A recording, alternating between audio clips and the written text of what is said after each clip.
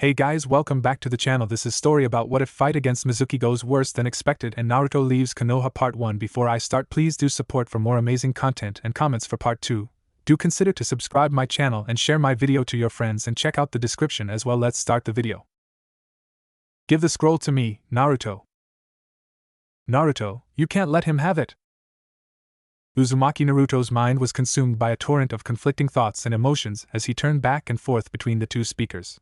The first, Mizuki-sensei, was smirking down at him from a high tree branch, while Iruka-sensei, the second speaker, was pinned to the wall of a small wooden shed by several kunai, one of which was buried deep into his right leg.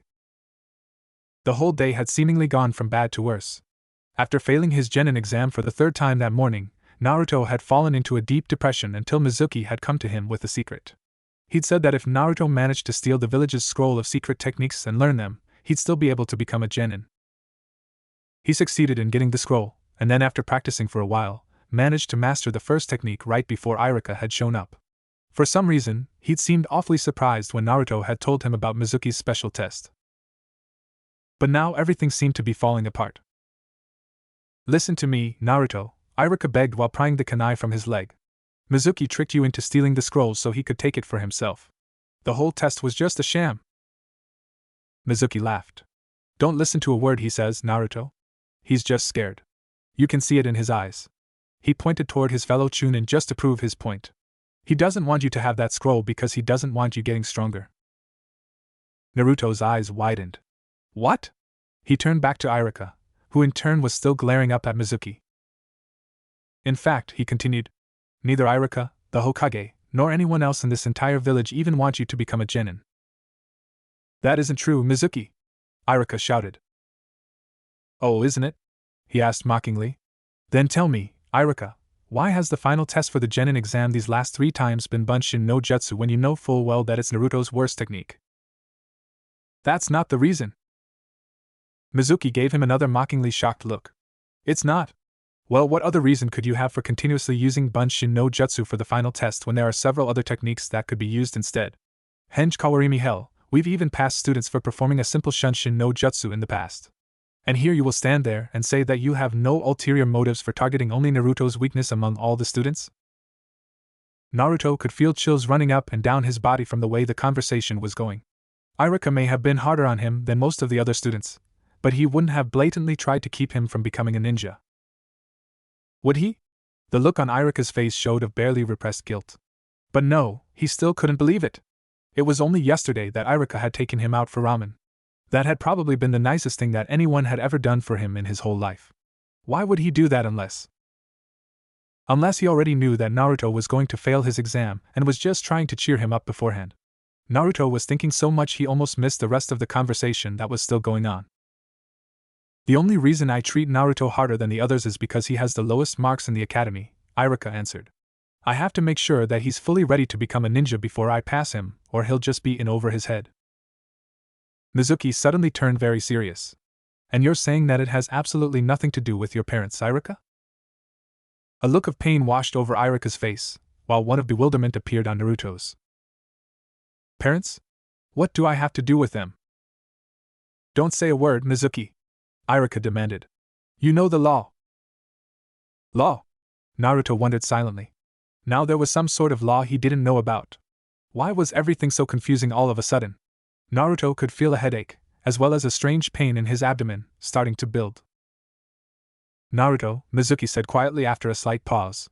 "How many times have you had to ask yourself, what have I done? What did I ever do to make an entire village hate me?"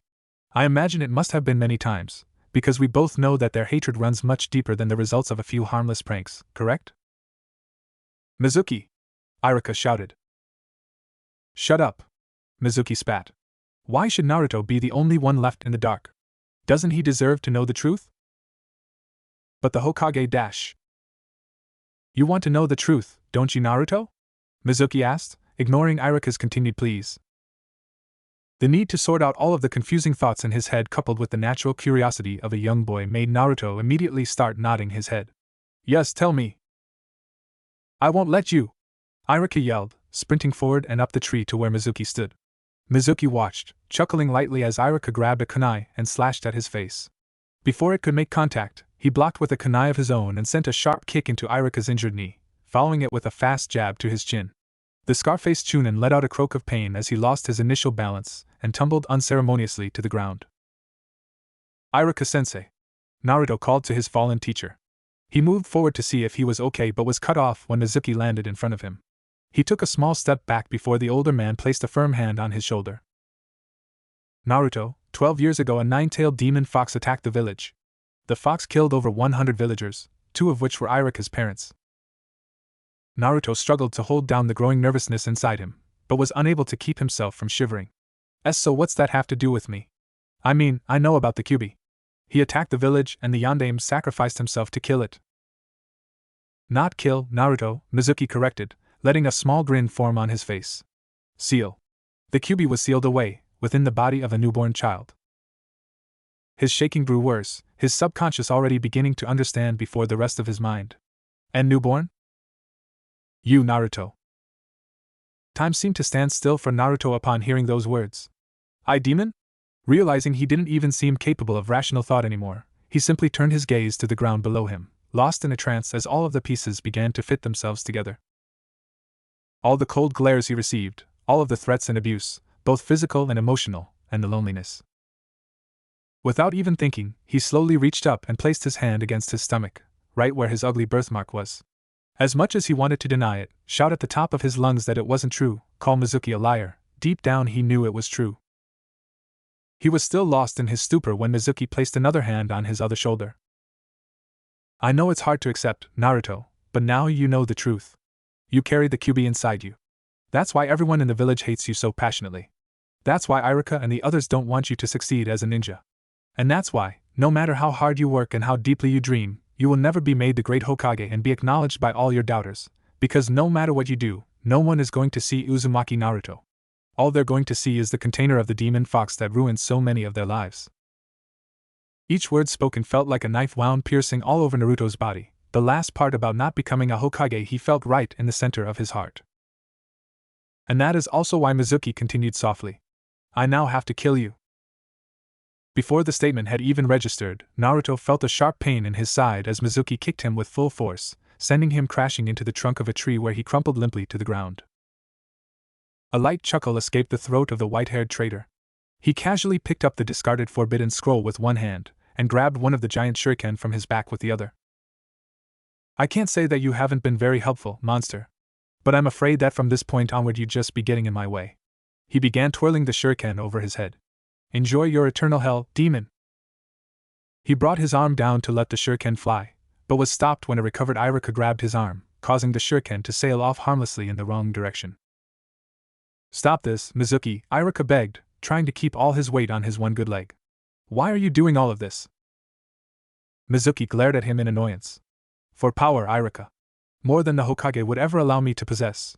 But if you wanted to die first so badly, all you had to do was say so." Pulling out another kunai, he made to slash at his former partner's face, but was countered by Irika's own kunai. Unfortunately, Irika once again left himself wide open for another attack on his damaged knee, which Mizuki capitalized upon, and Irika fell to the ground again, clutching his leg in agony. Mizuki unhooked the second shuriken from his back and stood victoriously over his fallen comrade. "I've been hoping for a moment like this for a long time, Irika. Goodbye." Darkness. The sound of dripping water. A musty feeling in the air. He definitely wasn't in the forest anymore. Opening his eyes, Naruto took in his strange new surroundings. If he wasn't mistaken, he appeared to be in a sewer of some kind. Did Konoha even have sewers? More importantly, what had become of Irika-sensei and Mizuki-sensei? The last thing he could remember was Mizuki saying he was going to ki. "Am I dead?" he asked. He sure hoped not. What sort of afterlife involved a sewer? But on the other hand, it did seem to represent the way his life had turned out, he supposed. Unsure of what to do, he simply began walking through the dingy corridors, hoping that maybe they'd lead to some place a little less stinky. He didn't have to go far before he found himself standing before a gigantic rusty gate, which had a small paper seal attached to it. He was about to turn and walk the other way when he suddenly felt an enormous amount of power coming from the other side of the gates. He took a step forward and immediately fell backward when a large animalistic face appeared before him. Well, well, well, the creature growled. 12 years together, and you finally decide to visit. Naruto stared up in awe of the thing before him. You're the? So I guess the secret's out, huh? It replied in what must have been a mocking tone. You may refer to me as Kyubi-sama, or just master if you prefer. Naruto hung his head. Then it really was true. He could feel tears beginning to creep into his eyes, but fought them down and glared up at the demon fox. It's all because of you that everyone in the village hates me. The Kyubi snorted, an action that almost blew Naruto off his feet. Now that's hardly fair, mortal. Really, do you think I enjoyed being trapped inside the body of a loudmouth weakling like you? If you want to blame someone, then blame the guy who stuck me in here. That guy, Naruto knew, had been the Yondaime, the person Naruto had admired for the majority of his life and one of the driving forces behind Naruto deciding to become Hokage himself. But all of the admiration he felt was now being rivaled by the sheer amount of bitterness he was feeling upon learning the truth about himself. Why had the Yondaime picked him? Was it more convenient since he didn't have parents or something? And just in case you're still curious, the fox interrupted his thoughts. We are still alive. And stop with all the self-pitying, it's pathetic, even for you. Besides, it's not like living with me inside you is without advantages. While the being alive part was comforting, Naruto was still growing angrier at the Kyubi. Shut up, Baka Fox. What could you possibly do that could help me? The Kyubi grinned in a way that made him look even more sinister. Perhaps a demonstration is in order? Naruto watched on as a wave of blood-red chakra began pouring through the gates and quickly began to surround his body. Hey, what are you doing? He asked in alarm. Just think of it as a temporary loan, human. My way of paying the rent, you might say. You'll thank me for it later. Naruto could slowly begin to feel himself returning to consciousness. The only thing left of the sewer was the demonic laughter of the Kyubi that faded away behind him. What in the? Mizuki muttered. He had been about to bring his shuriken down onto the body of Iruka, when out of the corner of his eye, he noticed a red aura coming from the body of the fox brat. Iruka, through the searing pain in his leg, noticed it as well. Naruto? He whispered. Naruto silently climbed back to his feet, turning a deathly and feral gaze to Mizuki, accentuated by his now red eyes and more defined whisker marks. Even his canine teeth and fingernails had grown longer and sharper. Neither Chunin moved as they watched the boy adopt an animal-like position on his hands and feet. Mizuki finally shook off his surprise and began spinning his weapon again. I don't know what you're up to, brat, but you're still going to die now. So saying, he sent the shuriken flying towards the boy. What happened next was too quick for the traitor to follow. In the blink of an eye, Naruto had jumped over the shuriken and sprung himself from the tree trunk behind him toward Mizuki. The next thing Mizuki felt was an explosion of pain as Naruto raked him across the face with his claw-like fingernails. He barely had time to cover his face and scream in pain before Naruto rebounded back and drove his foot into the back of his head, sending him into a dark and blissfully painless slumber. Iruka watched the entire exchange, all of which hadn't taken more than 10 seconds, with a look of horror on his face. He didn't know how it was possible, but he knew for a fact that this was not the Naruto that he knew. The eyes, the whiskers, the red chakra, they all told him the same thing. The Kyubi had taken control of its host. Iruka was now staring at the monster that was responsible for killing his parents. After making certain that Mizuki was not getting back up, Naruto turned to check on Iruka, but froze when he saw him. Instantly, the red aura vanished and his body returned to its normal state. The look that Iruka was giving him was one of unmistakable anger and fear, just like he'd seen every day from almost everyone else he knew. But somehow, it hurt a hell of a lot more seeing it come from Iruka. Without a second thought, Naruto turned and ran into the forest. Iruka's eyes widened in shock. Naruto, wait! He tried to run after him, but was stopped by the pain in his knee. He cursed himself, knowing there was no way he could catch up to the boy now. This is all my fault, he whispered. It was well past midnight when Iruka had returned with the scroll and an unconscious Mizuki. After the entire ordeal was explained to the Hokage and the rest of the shinobi that were present, the Sandaime had issued for everyone to comb the area for Naruto. Now everyone was back in front of the Ninja Academy. No one had seen anything of Naruto, save for a small trail that had led out of the village. When everyone had settled down, Sarutobi Asuma was the first to speak. What do we do about this, Hokage-sama? We have the scroll back and we now know that it was Mizuki who caused all of this, but in regards to the boy himself. A ninja standing directly behind Iruka grunted. Why don't we just leave him go? It'd save the village a lot of trouble. Without warning, Iruka turned and slugged the man in the face. He was quickly restrained by two others before he did further damage. You don't know anything about that boy, he shouted. You'd realize that if you ever bothered to look at him, and not just the thing that's sealed inside him. Please calm yourself, Irika, the Hokage told him. I know how you're feeling, but fighting amongst ourselves won't help matters any. If I may, Hokage-sama? Everyone turned to the back where a silver-haired man with 3/4 of his face covered up was slowly approaching. You're late, Kakashi, the Hokage reprimanded. Hatake Kakashi blinked with his one exposed eye. Well, you see, while out investigating, a single magpie flew by me, so I had to go to a temple and purify myself. Various mutterings of disbelief were heard from the crowd. Please get on with it, Kakashi, the Hokage urged impatiently. Yes, well, all we really have to worry about is finding the boy and explaining things to him. Since Uzumaki Naruto failed to pass his genin exams today, it's not possible for us to label him as a missing nin, because obviously, he's not a ninja yet. That means that once we find him and convince him to come back, there will be no need for any sort of punishment. Irika grinned widely in relief while the Hokage hid a smile of his own. Leave it to Kakashi to find a loophole like that. I want you all to get some rest, he announced. We'll begin a broader search at sunrise. As everyone began to disperse, Kakashi patted Irika on the shoulder. Beat up Mizuki all by himself, did he? Seeing Irika nod, he grinned, or at least it was probably a grin judging by the one eye. No worries, all right? Irika just nodded again before gazing up at the night sky. I'm really sorry, Naruto. Did you hear? I heard my mom say that Uzumaki Naruto left the village last night. Yeah, me too. He must have been really upset about failing again. Nah, I heard he tried to make off with the Hokage's secret scroll. Heh, for all the good it would have done a loser like him. Yeah, it's not like he was that good a ninja or anything. Still, I don't know why my parents seemed so happy about it. You three pay attention. The 3 whispering kids shuddered and sank into their chairs as everyone else in the room turned to look at their table. Sorry, Irika-sensei, they mumbled together. Irika shook his head and turned back to his clipboard. It was perfectly obvious what the children were talking about. It was the same thing that everyone in the entire village was talking about.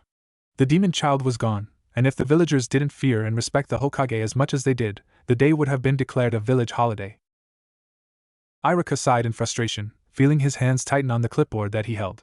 It had been nearly 4 hours since the Hokage had sent a squad out to search for the missing boy. So far nothing had turned up, and Irika was becoming more distracted with each passing minute. He'd been finding himself checking the doorway almost every 5 minutes, hoping to see someone dragging the rambunctious boy into the classroom like so many times before. He should have been out there looking for him with the others, but unfortunately with Mizuki now gone as well, he was the only one left to run the academy. Naruto's leaving had been his fault, after all. No matter how much the Hokage tried to reassure him otherwise, that it was a compilation of all the rejection and hatred over the past 12 years that had finally caught up with the boy, Irika still knew that last night it had been him that had driven that final nail into the coffin. Naruto, you need to come back, he pleaded silently. Irika-sensei. Irika snapped out of his thoughts. He looked up to see one of the gossiping boys from before with his hand in the air. Is it really true that Naruto left the village and you were the one who stopped him from stealing the Hokage's scroll? The room grew quiet, as the majority of the students who had heard bits and pieces of the incident from their parents perked up, hoping to hear the story from its source. Irika gave everyone in the room a stern look. Although I have been specifically instructed by the Hokage himself to not discuss anything about this incident, I am going to tell you that even though Naruto has left the village, what you've probably heard about the circumstances behind it is most likely false. And until this incident has been properly settled, I'll tolerate no further questions about it. Understood? Everyone nodded. Good. Now I will begin dividing you all into your 3-person teams, so listen closely for your names. As Irika began reading off names, several of the students became lost in their own thoughts. Hyuga Hinata hung her head sadly. Having watched Naruto for a long time now, she knew very well the sort of person he really was. It was true that he was a prankster and a troublemaker, but she saw the hidden agenda behind his actions. If there was any reason why Naruto had left, it certainly hadn't been because he tried to steal something. Inuzuka Kiba felt a bit disappointed. He never would have considered Naruto and himself real friends, but they'd had some pretty good times making trouble for Irika-sensei together. He'd miss having another troublemaker around. The only thing that went through Haruno Sakura's mind was that she wouldn't be bothered by that annoying boy who wouldn't get a clue that she wasn't interested in him.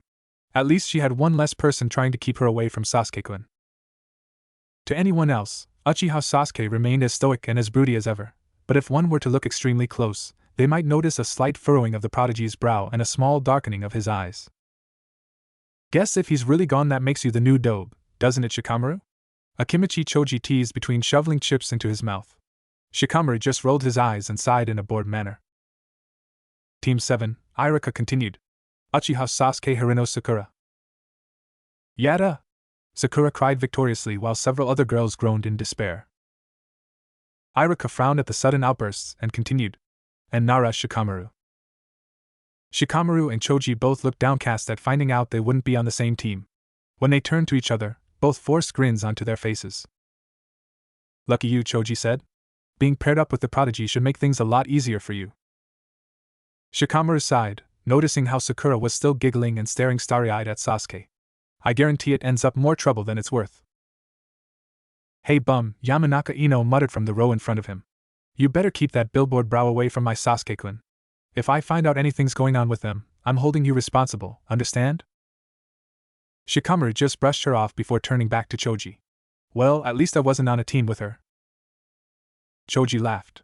Yeah, I'll bet that wouldn't be much fun. And finally, Irika's voice rang out again. Team 10 will be Akimichi Choji Yamanaka Ino. Choji's head fell to his desk. Shikamaru gave him a sympathetic pat on the shoulder. And Ishizutaro. Choji and Ino looked to the other side of the room, finding their new teammate sitting at the very edge of the room, idly picking his nose. Feeling their eyes on him, he turned and greeted them with a small wave. Neither of them looked very thrilled. You will all be assigned to your new Jounin leaders tomorrow morning, Irika informed them. For now, you have the rest of the day to yourselves. Good luck to all of you. A few hours later in the afternoon, the Sandaime sat in his office, busying himself with his stack of paperwork when a knock at his door snapped him out of his actions. Enter, he called. The door opened, revealing Shiranui Genma and Namishi Rado. What do you have to report? He asked them. The two men saluted and Genma spoke first. Well, Hokage-sama, I'm afraid to say that we've all run into a slight complication in regards to the Kyuubi boy. The Hokage kept his face neutral and cleared his throat to make sure his voice remained level before speaking. What sort of complications are we talking about? Did you find Naruto? The two Jounin rubbed the back of their heads in discomfort. Well, here's the thing, Rado said cautiously. The two of us and the others followed the boy's trail for a few miles, when the trail that he was leaving suddenly split off in different directions. Sarutobi frowned. Split off? They nodded. What does that mean exactly? Well, most likely the boy figured out that the village would be sending people after him, and to throw us off, he created a few Kage Bunshins to create additional trails for us to follow, hoping it would give him additional time to get away, Rado explained. Impossible. Genma shrugged. I admit it seems strange that a kid like him would be able to think up something as smart as that, but I don't see any. That's not what I mean, Sarutobi said a little louder than intended. Just yesterday Naruto failed his genin exams because he wasn't able to create even one successful Bunshin. I watched it myself. Now you're telling me that he's capable of creating Kage Bunshins? At least 10 at once, actually, Genma informed him, shrugging again. We tracked down a few of them but they all vanished the moment we approached them. The Kage Bunshin no Jutsu is one of the techniques from the scroll that he took last night, Rado commented while rubbing his chin. To learn a Jounin-level technique like that in the span of about an hour is unheard of. The fact that it was a boy who's not even a genin and was able to make so many of them at once should be, by all accounts, absolutely impossible. What exactly are you thinking here, Rado? Sarutobi asked. The Jounin was silent for a few moments, trying to decide how best to approach the subject.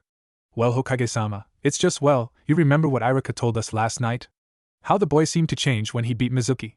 He said he had a red aura and was acting like an animal. Combine that with the fact that he's mastered a technique that should normally take the average ninja a minimum of 3 days to learn in just hours, and I have to wonder.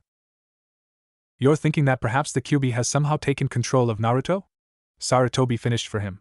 Both Jounin nodded, causing the old man to sigh. I'm not ready to start jumping to such conclusions yet. Not until I've had a chance to see it for myself, at least. He let out another sigh and sat back down in his chair. He'd never felt so old before in his life. Do you have any idea where Naruto might be headed? Genma distractedly played with the Senbon needle in his mouth, pushing it from side to side with his tongue. We checked 6 of the 10 paths that the boy left, all of them coming up blank. The remaining 4 led east, northwest, southeast, and southwest. We have no borders to other countries to the east and southeast, so unless he took one of the western trails, he'll probably remain in the fire country. But if he did go west, he could be halfway to Suna to Iwa or anywhere in between by now, Rado pointed out.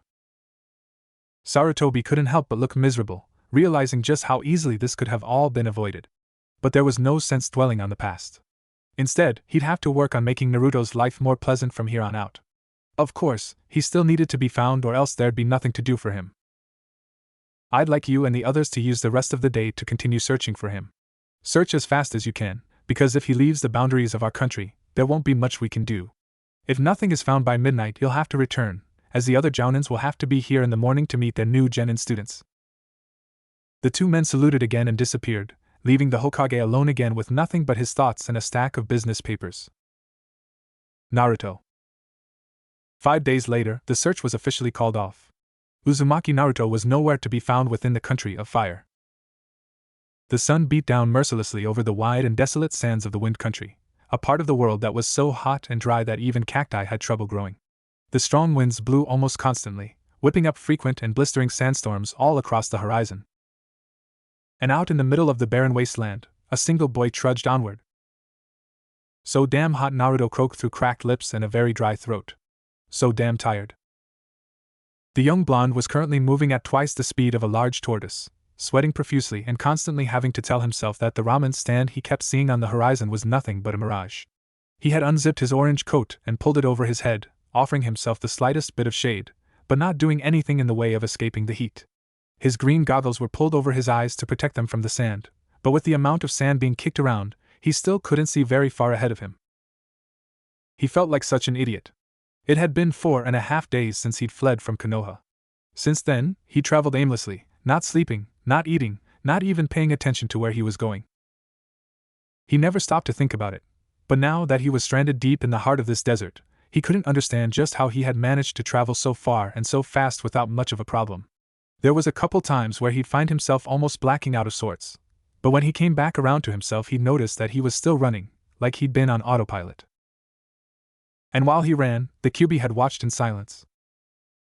Since that night, the Kyuubi hadn't spoken to him again, though it was sure that Naruto still had it on his mind. Several times the Kyuubi could feel the boy reaching his limits, and would pump a little more of its own chakra into his body and allow him to keep going. It might have seemed odd to be constantly helping the boy like that, but if it got him further away from Konoha and the Hokage, he could spare it. However, the Kyuubi now had more important matters on its mind. They had first come across the massive ocean of sand around midnight, long before the sun had risen. It had been freezing then, but it was now mid-afternoon, and the boy was beginning to show signs of heatstroke, which was very worrisome for the fox. There weren't many things that he couldn't protect his host from. Poison he could neutralize, viruses and diseases were a little more difficult, but it was still no problem getting rid of them either. Unfortunately, there was nothing the demon fox could do in regards to regulating his host's body temperature, and that meant that if Naruto didn't find some shelter from the heat really quick, there would be severe problems. "Boy," he said, hoping to get his attention. There was no answer. "Hey, mortal!" he shouted a little louder. "Shut up, fox," Naruto panted. "I'm not speaking to you." "Don't be so stubborn, human. You need to get us out of this desert, or at least find some shade or something." Naruto growled. "And just where would you like me to go, Baka Fox?" He weakly swept his arms around to gesture towards the surroundings. "There's nothing but sand as far as I can see." "Well, that's your fault for not paying attention to where you were running then, isn't it?" the fox snarled. "Look, if you don't get out of this sun real fast, we're both going to die." "Yeah? So what?" Naruto demanded. "It's not like anybody is gonna miss either of us." "That may be well and good for you, brat, but I'm not going to die here." "Just shut up, I'm tired of." Naruto's vision began to blur. Hey, don't you dare pass out." "Not gonna pass out," Naruto whispered half a second before falling face first into the scorching hot sand. And the Kyuubi was left uttering several loud obscenities. Another boring mission. I stand off to the side and watch with the others while my little brother kills 18 armed A-rank ninja without even trying. And to think, 3 years ago I thought being a ninja would be a little more fun. These thoughts belonged to a young teenage girl who was currently walking through the desert with 3 males, 2 of which were young, about her age, and another who was several years older. The girl wore a tight-fitting purple outfit with a skirt that ended slightly above her knees. Her blonde hair was pulled back into 4 short ponytails, and she was currently shielding herself from the rays of the sun with a giant fan held over her head. Off to her left was a boy dressed completely in black, looking completely unfazed by the blazing sun that was beating down on him. His face was covered in purple markings and he carried a large, bulging object wrapped in bandages on his back. In between them was a shorter boy with red hair and thick dark marks around his aquamarine-colored eyes. He was also carrying a large object on his back. In his case, it was a large sand-colored gourd. Although none of the travelers were looking particularly happy at the moment, this one seemed to give off an aura of hatred that made his companions want to not walk too close to him. Behind them walked the older man, who had 2 red lines along his right cheek and a white cloth pulled down over the left side of his face. "We're only a few miles from Suna," the man informed them. "Once we report to Kazekage-sama, I'd like the 3 of you to proceed to the training grounds. I'll meet with you there later to discuss our next mission." The girl and boy in black both nodded, while the redhead walked on like he hadn't heard a word the man had said. The girl silently went back to musing. It was great that they were receiving so many missions recently, but it was honestly getting more and more difficult to get excited about them anymore. She glanced over at her little brother. Ever since Gaara had become the official 3rd member to their team, it had felt like she'd barely been needed at all. She could have gathered information from enemies, but quite frankly, both Gaara, with his 3rd eye ability, and Kankuro, with his hidden and disguised puppets, were better at that than she. And planning? Oh sure, she was best qualified and would love to do it, but with Gaara on the team, who needed plans? All the boy had to do was find the target, and they would all be dead, or tortured for information and then dead, without the slightest of efforts. She knew that Kankuro felt the same way about the lackluster parts that they played on missions. If it wasn't for the fact that they both needed to come along to calm Gaara from one of his mood swings, their younger brother could have done every single one of their missions to date by himself. It was infuriating and depressing, not to mention quite damaging to the kunoichi's ego, to witness her youngest brother showing her up again and again. The redhead Gaara seemed to feel his sister's eyes on him and turned to her. "What do you want?" he said in what had to be called a growl. Temari felt that all too familiar chill run down her spine at the way her brother glared at her. "And nothing, just spacing out, I guess." She smiled reassuringly, hoping that he would buy it. At this stage in her life, she was pretty certain that her brother couldn't read minds, but one could never be too certain around him. Gaara just snorted and turned away, making Temari breathe a little easier. She really did love her brother. Unfortunately, he also scared the ever-living shit out of her, which made for a lot of possible counseling issues that she might have to look into one day. They all walked in silence for a few more minutes before Kankuro stopped abruptly. "Hey, Baki-sensei?" he said, catching the other's attention. Baki had already stopped as soon as Kankuro had, having almost walked right into him. "What is it?" Kankuro pointed off into the distance. "That orange thing over there, it's not a mirage or something, is it?" The others followed the direction that he was pointed, and through the swirling sand, all could make out the figure of what appeared to be a person lying face down in the sand. "Should we go check, Baki-sensei?" Temari asked. "Why bother?" Gaara questioned, sounding annoyed. "It's probably just a corpse." Baki grimaced.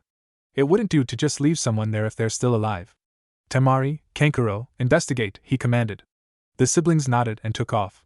Gaara stared after them before walking off again. "I'm not waiting for you then," he announced.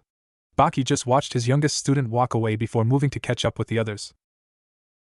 Upon reaching the fallen person, Temari knelt down and pulled off the orange jacket from over its head, revealing a young boy with untamed blonde hair, wearing a pair of green goggles over his eyes. She gently reached down and turned him to his back, being wary as his skin was already bright red, telling her that he had been there for at least an hour. "What's the verdict?" she heard her brother ask. The kunoichi placed 2 fingers to the boy's neck, feeling a faint but steady pulse. "He's still alive," she confirmed. "But he's most likely suffering from sunstroke. We need to get him to a hospital if he's going to live." Lifting his head up and cradling it with her arm, Temari slowly pulled off the goggles from his eyes.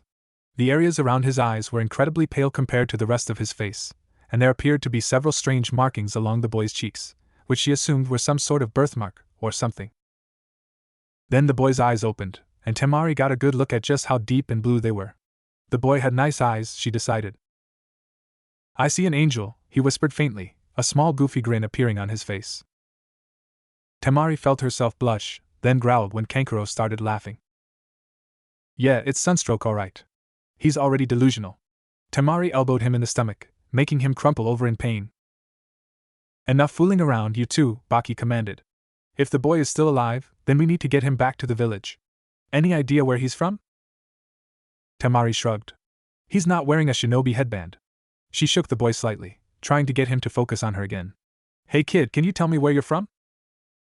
The boy seemed confused by the question, but then his eyes widened in fear, and the next thing Temari knew, he was out of her arms and crouching down in an animalistic manner several feet away from her and the others.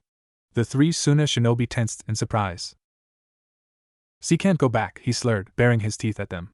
"W won't let," and then he collapsed again. The group didn't move for a few seconds, waiting to see if anything else would happen before Baki relaxed. He calmly walked over and scooped the boy up into his arms. "Let's go," he said. The others nodded and followed shortly behind, the village of Sunagakure already coming into view over the sand dunes on the horizon. The next several hours went by in a blur for Uzumaki Naruto. He only managed to catch snippets of what was going on in that time as his body continued to lose battles against unconsciousness. For a while he could feel himself being carried by someone, though he couldn't bring his eyes to focus enough to make out who it was. Later, he found himself in a small room with several people in white standing around him. A couple of times he tried to ask what was happening and where he was, but no one seemed to know what he was saying. Still lost in confusion, he tried once to get up and run. He would have succeeded, but the moment he sat up, a burst of pain flew through his entire body, causing him to black out again. At times when he was awake, his body felt like it was on fire, but then there would be a cooling sensation, and the feeling that he had been submerged in water. After several processes of pain and soothing, the people in white began wrapping him in some kind of cloth. They placed him on something cushy, most likely a bed, and after one last sudden jab of pain in his arm, he was out again. Heatstroke, second-degree burns over half of his body, first-degree over the rest, disorientation and multiple bouts of unconsciousness brought on by lack of sleep, food and water. Quite frankly, Baki-san, I can't see how the boy is even alive, much less in such stable condition. Baki nodded, stroking his chin in thought. Any clues as to where he might be from? The young nurse shook her head. Nothing, sir. Although? He prodded. The woman glanced around the room as though she were afraid to continue, then spoke in a lowered voice. While cooling the boy's body, we discovered unusual markings on his stomach. It's not like anything that any one of us had ever seen, so there's no telling what it really is. The Jounin frowned. I see. By any chance, is he alert enough to answer a few questions? We gave him a light painkiller a few hours ago, and he's been sleeping since, she informed him. I can take you to his room, if you want. As they were leaving the front desk of the hospital, the front doors swung open and Temari and Kankuro walked in. I still don't see what the big deal is, Kankuro muttered grumpily. Temari turned to him with a scowl. Are you saying you're not even the least bit curious? We found a half-dead person out alone in the desert, and you're not interested one bit about him. Should I be? He asked honestly. It's not like I know him or anything. Then go home, Temari said flatly. And be alone with Gaara when he's in one of his moods? Are you insane? Then quit bitching and come on. The two siblings followed their instructor and the nurse up to the third floor and entered one of the rooms. They found out very quickly that the boy was indeed very much alert. Hey you bastards! What the hell's going on here, huh? The boy shouted. He would have most likely been thrashing his bandaged arms and legs about in anger if they weren't strapped down to the sides of his bed. If you're trying to get me to talk, you're wasting your time. I won't say a thing no matter how much more you torture me. So there. He ended his tirade by blowing them a raspberry.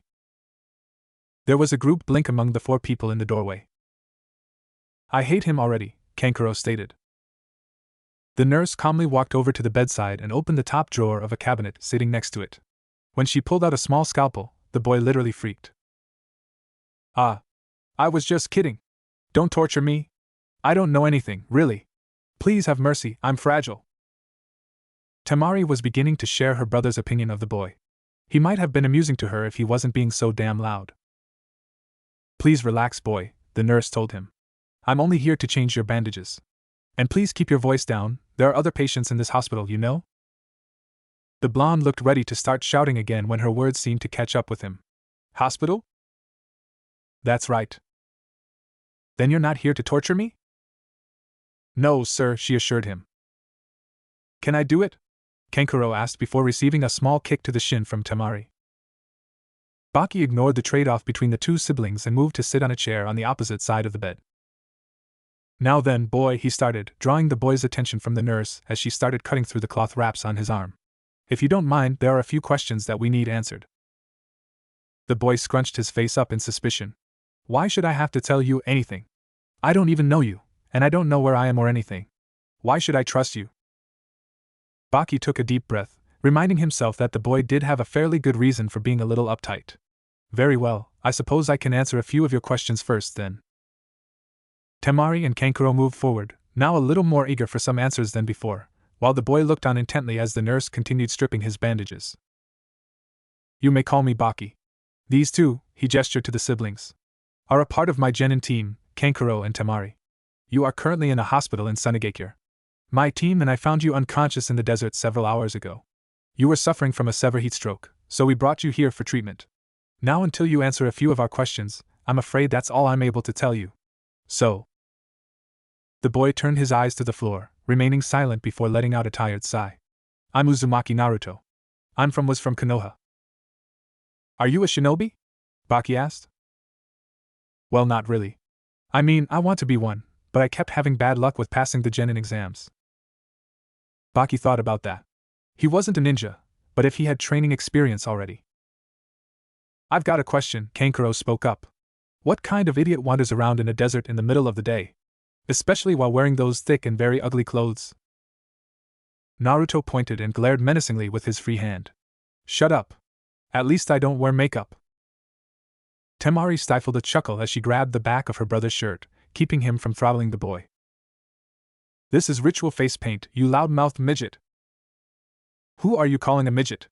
Naruto shouted, trying his best to stand up despite his restraints. And I still say it looks like makeup. I'll have you know that there are very important meanings behind wearing this paint. Ahem. The two boys turned back to Baki, who was looking more than a little annoyed. Sorry, sensei, Kankuro mumbled while Naruto settled for grinning and scratching the back of his head in embarrassment. Now Uzumaki Naruto, the Jounin continued. I believe that once you're sufficiently healed, you'll be able to return to Konoha. No! Everyone cringed at the force of Naruto's outburst. He lowered his head, staring down at the white sheets of his bed. Sorry, he said quietly. It's just that I can't go back. Ever. Temari and the rest of her team, and even the nurse could sense the pain and sadness resonating from the blonde. You were exiled? She asked cautiously. His expression darkened even more. I'd rather not talk about it, if you don't mind. Temari nodded in understanding, though inside she was growing even more curious about the boy before her. Something about him just seemed to draw her interest, in a way. It was almost like there was something familiar about him, but she couldn't figure what it might have been. Baki cleared his throat again. In that case, Naruto, you can take up refuge here in Suna for the time being. However, Suna and Konoha are joined through a mutual treaty, and if anyone were to come looking for you from Konoha, just know that there wouldn't be anything we could do for you, as it could violate the treaty. Naruto looked up at the man in astonishment. And since you're still a ninja in training, perhaps we can work things out with the Kazekage to let you take our genin tests once you recover. We've been running a little low. Before he could finish, Naruto had flung himself out of the bed, completely ruining the straps that held him and terrifying the nurse who was trying to reapply his bandages, and clamped his arms tightly around the waist of the Jounin. Do you mean it? He asked, tears threatening to spout from his eyes. I can still become a ninja? Yes, Baki said as calmly as he possibly could. But only if you let go of me right this second. Naruto instantly began bouncing all around the room, swinging his arms, kicking his feet, knocking random things over without a care, and singing Gonna Be a Ninja. Gonna Be a Ninja, at the top of his lungs. Uzumaki-san, stop that immediately! The nurse commanded, which Naruto didn't even hear. She frantically turned to Temari and Kankuro. Please stop him, he's not in any condition to be up. And the other patients and... Oh, let me! Kankuro begged, waving his hand in the air like a student wanting to be called on by the teacher. Temari sighed and reached for her fan. Don't waste your energy. I'll do it. But dash! The puppet master tried to protest. Who's the big sister around here? She asked. Kankuro crossed his arms and pouted. You are, he mumbled. Naruto was too preoccupied with celebrating that he never felt the approaching danger until it hit him right on top of the head, sending him crashing to the floor. Before he could regain his equilibrium, He felt himself pulled back to his feet by his hair and looking into the teal eyes of Temari. What did you do that for? He whined, rubbing the small bump forming on his head. Because, you idiot, the kunoichi answered forcefully. You nearly died of sunstroke not even 6 hours ago. If you keep acting up like this you could still die, you know? But I'm excited. And I'm glad for you, but wait and be excited after you're healed, and get back into bed and rest now. But... Bed, she ordered, jabbing a finger in the direction of the object in question. Much like a puppy who had just been scolded by its master, Naruto sulked back to the bed and pulled the covers up past his nose. Man, she's scarier than Sakura-chan. Man, what a pain! Kankuro growled. The three had left the hospital once everything had settled down again. Baki had gone his own way once they were out of the building, which left Temari alone to listen to her brother complain. We should have just listened to Gaara in the first place. Oh, be nice, she reprimanded him. Sure, he's loud, but I think you're overreacting a little. Kankuro glanced at her from the corner of his eye and sneered. Well, of course you would think that, Angel. Temari couldn't keep herself from blushing. Shut up. He said that while he was half dead, and he probably doesn't even know he said it. It's not like it matters. Then how do you explain the blush? I'm not blushing, she shouted, unconsciously growing even redder. Whatever, the puppet master chuckled, leaving Temari silently fuming. They walked on for a few more blocks, both praying to themselves that Gaara wouldn't be in a bad mood over being alone at home for so long. By the way, Kankuro? What, Temari? What exactly is the special meaning behind that paint of yours? Shut up, Temari. What exactly are you asking of me, Baki? The large man kept his head bowed, and took a deep breath. This boy that was found yesterday, I would like to test his abilities as a shinobi. Should he pass my expectations, I humbly ask you to make him a ninja of Suna under my command, Kazekage-sama. It was next to impossible to judge the Kazekage's expression since all but his eyes were completely covered, but Baki could tell just by the narrowing of those eyes that the man was suspicious. And what makes this particular boy so special that I should allow such a thing? This boy is an outsider, someone we know nothing about. Who's to say that he's not a spy? Baki thought back to his earlier meeting with the rowdy child in the hospital, and couldn't help but smirk. No village in their right mind would send someone like him on an espionage mission.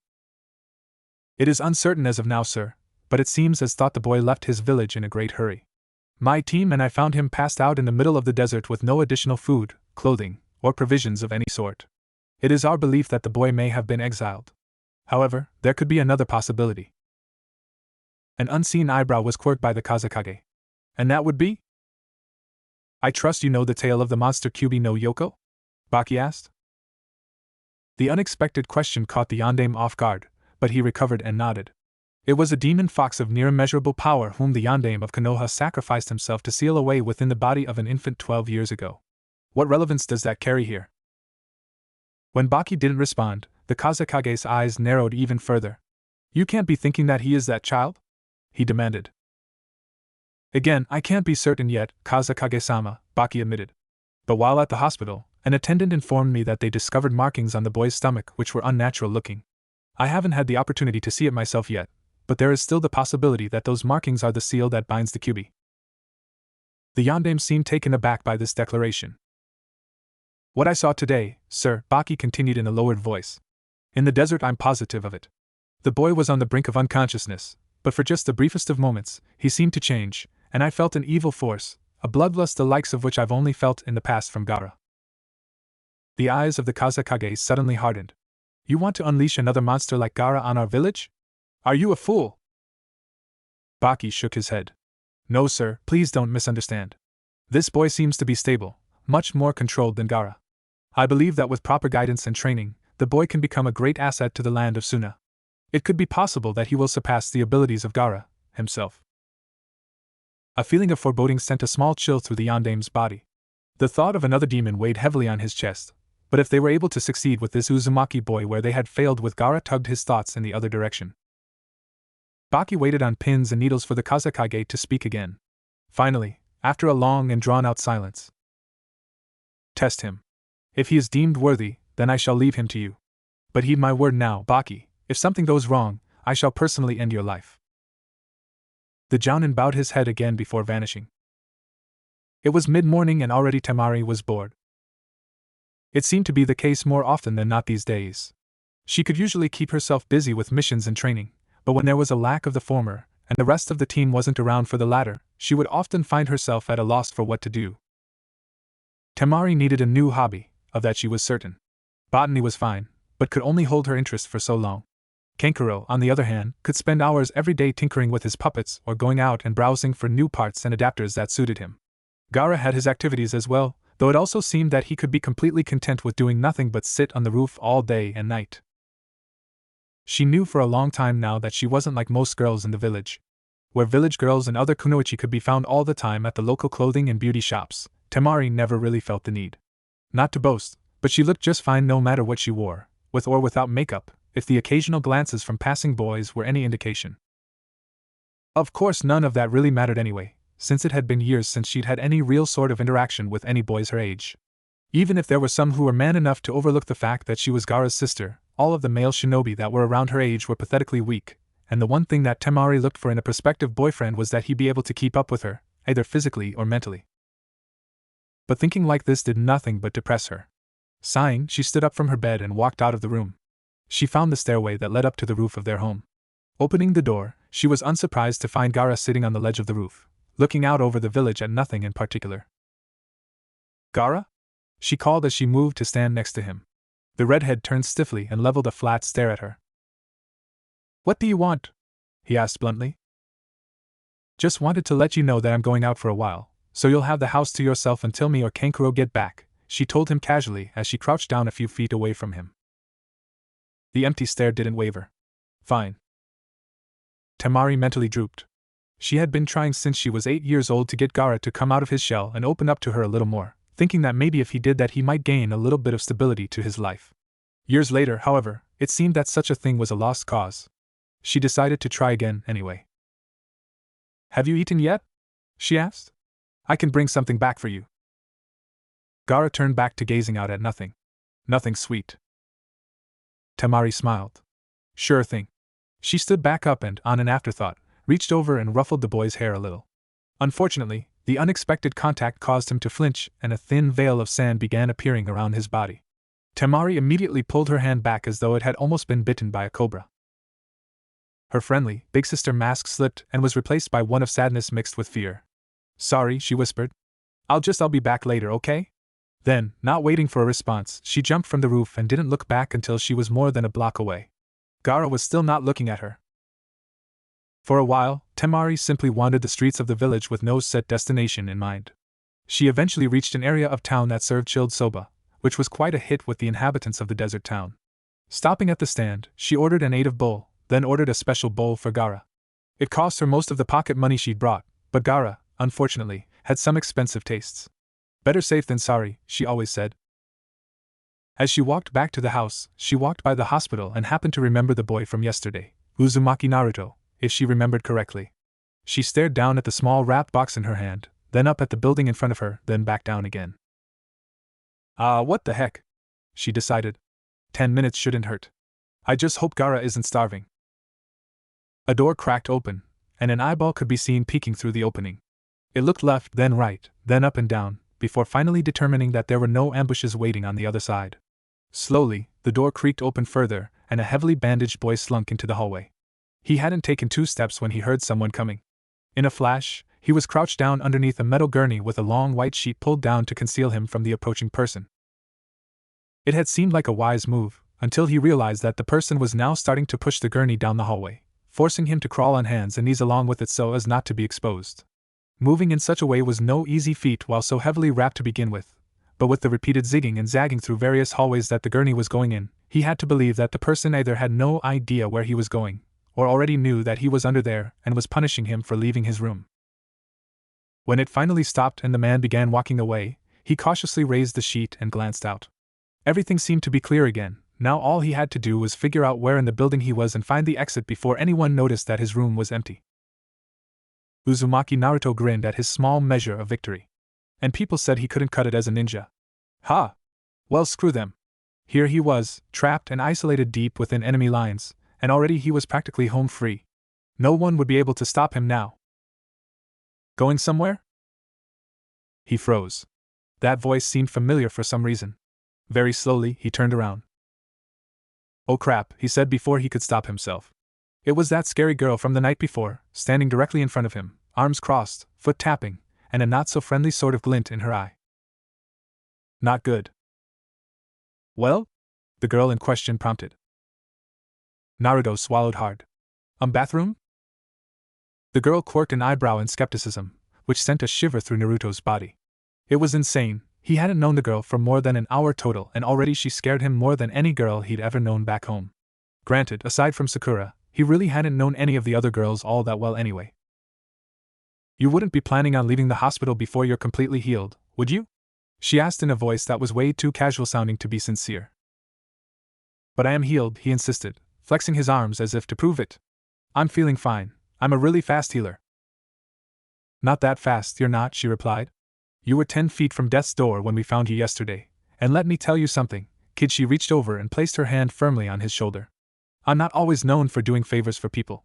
So when I actually go out of my way to help somebody, that somebody better damn well appreciate what I've done for them and not do something stupid that might make me regret helping them in the first place. Do you understand? Naruto nodded adamantly. Absolutely, Temari, was it? The girl looked slightly surprised that he'd remembered her name, but nodded nonetheless. I really appreciate you helping me and everything, but I swear I'm all better now. And I have to go train more so I can still become a genin, because if I don't then… Naruto, Temari interrupted calmly. Do you see this large fan on my back? Naruto blinked at the odd question. He examined the long black fan carefully. What about it? How much do you suppose it weighs? 50 pounds? He guessed. 55 actually, but close enough, she said. Now then, do you have any idea what I might possibly use this big, heavy fan for? Naruto was beginning to sweat, which had nothing to do with the fact that the hospital wasn't air-conditioned. Keeping yourself cool? Actually, Temari said, pulling out a much smaller paper fan from her pocket. That's what I use this fan for. And if you don't get back in that room and stay there until the doctors tell you otherwise, I'm going to use this fan to make sure you stay there even longer. All right? With no other alternative than to surrender, Naruto grudgingly was led back to his room by the fellow blonde. Once he was back in his bed, she set Gaara's box of noodles on the table next to the bed and took a seat beside it. Good boy, she said, patting him softly on the head. She got a small chuckle out of the sour look he gave her in return. I'm not a dog, you know, he grumbled. And what are you doing back here anyway? Temari sniffed and leaned back in her chair, crossing her arms and legs. I was in the area and thought I'd see how you were, okay. It's not like you'll end up with any real visitors out here in Suna, right? Naruto grimaced and turned his head away, making Temari feel that she must have struck a sore spot for the boy. She didn't say anything, however, and the moment passed in an awkward silence. So then tell me about yourself. Naruto turned back to face her, disbelief written all over his face. Nani? Tell me about yourself, she repeated. His shock grew. You want to know about me? Why not? She questioned. Considering the circumstances of how we met, can you blame me for being a little interested in you? Of course, Temari was already beginning to get a fairly decent picture of the boy. Just by his reactions to things that she or Baki-sensei had said to him led her to believe that he was either some sort of outcast or just someone whom nobody wanted to associate with. Now she just wanted to know why. There's really not that much to tell, he said softly. Not much to tell, or not much that you want to tell? She probed. Naruto felt his hands tighten on the sheets of his bed. This wasn't something he wanted to deal with. Talking like this was forcing him to remember, and that was the last thing he wanted to do.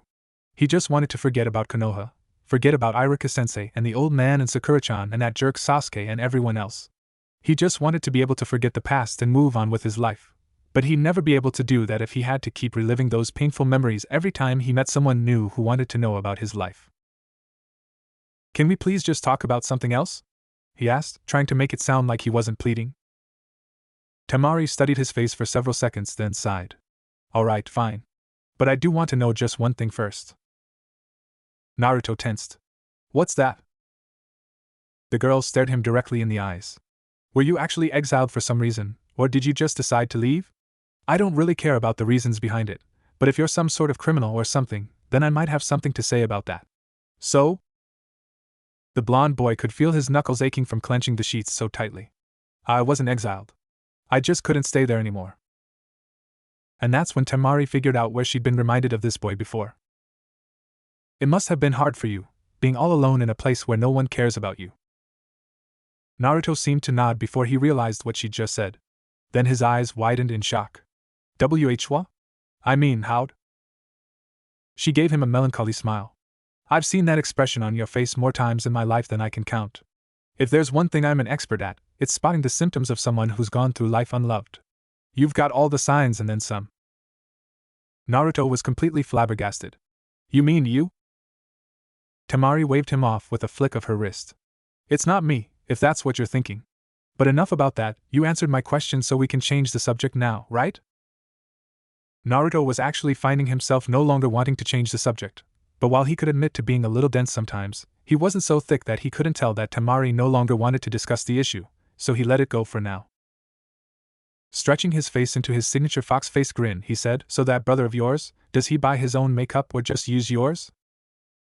So caught off guard was Temari that she nearly fell off her chair.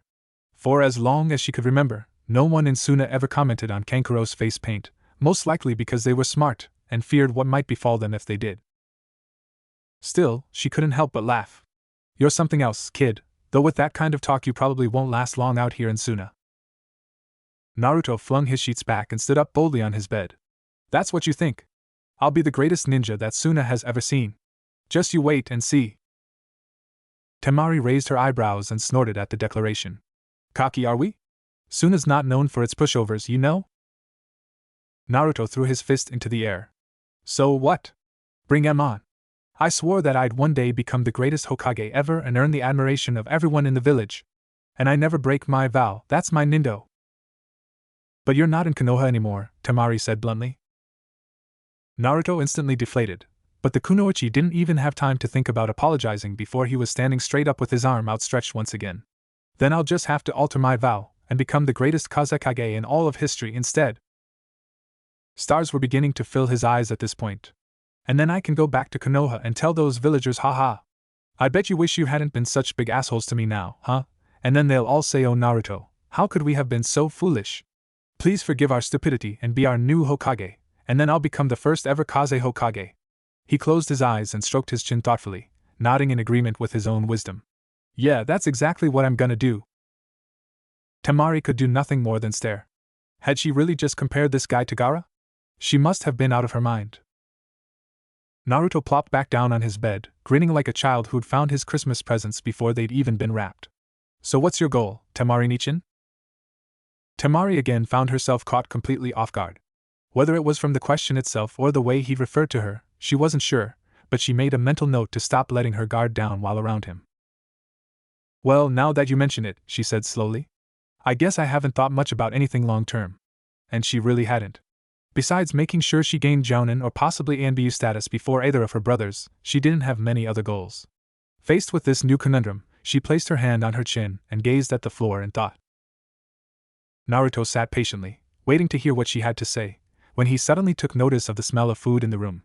It was a familiar sort of smell coming from the small box that Temari had brought. Had she brought that for him? If so, it would have been a small blessing, as he'd barely been able to stomach the food that the nurses had brought for him earlier. And if he was right about the smell, oh please, let him be right. Temari growled in frustration. For the first time in her life she'd realized that she had no idea what she intended to do with her life outside of being a ninja. Damn, now this was depressing. You, she heard. This ramen is all cold and weird looking. Gross. She frowned. That's not ramen, baka. It's so, oh my god, you're eating Gaara's lunch. She screamed in wide-eyed horror. Naruto, with bowl and chopsticks in hand, and a single noodle hanging limply from his lips, blinked. Nani?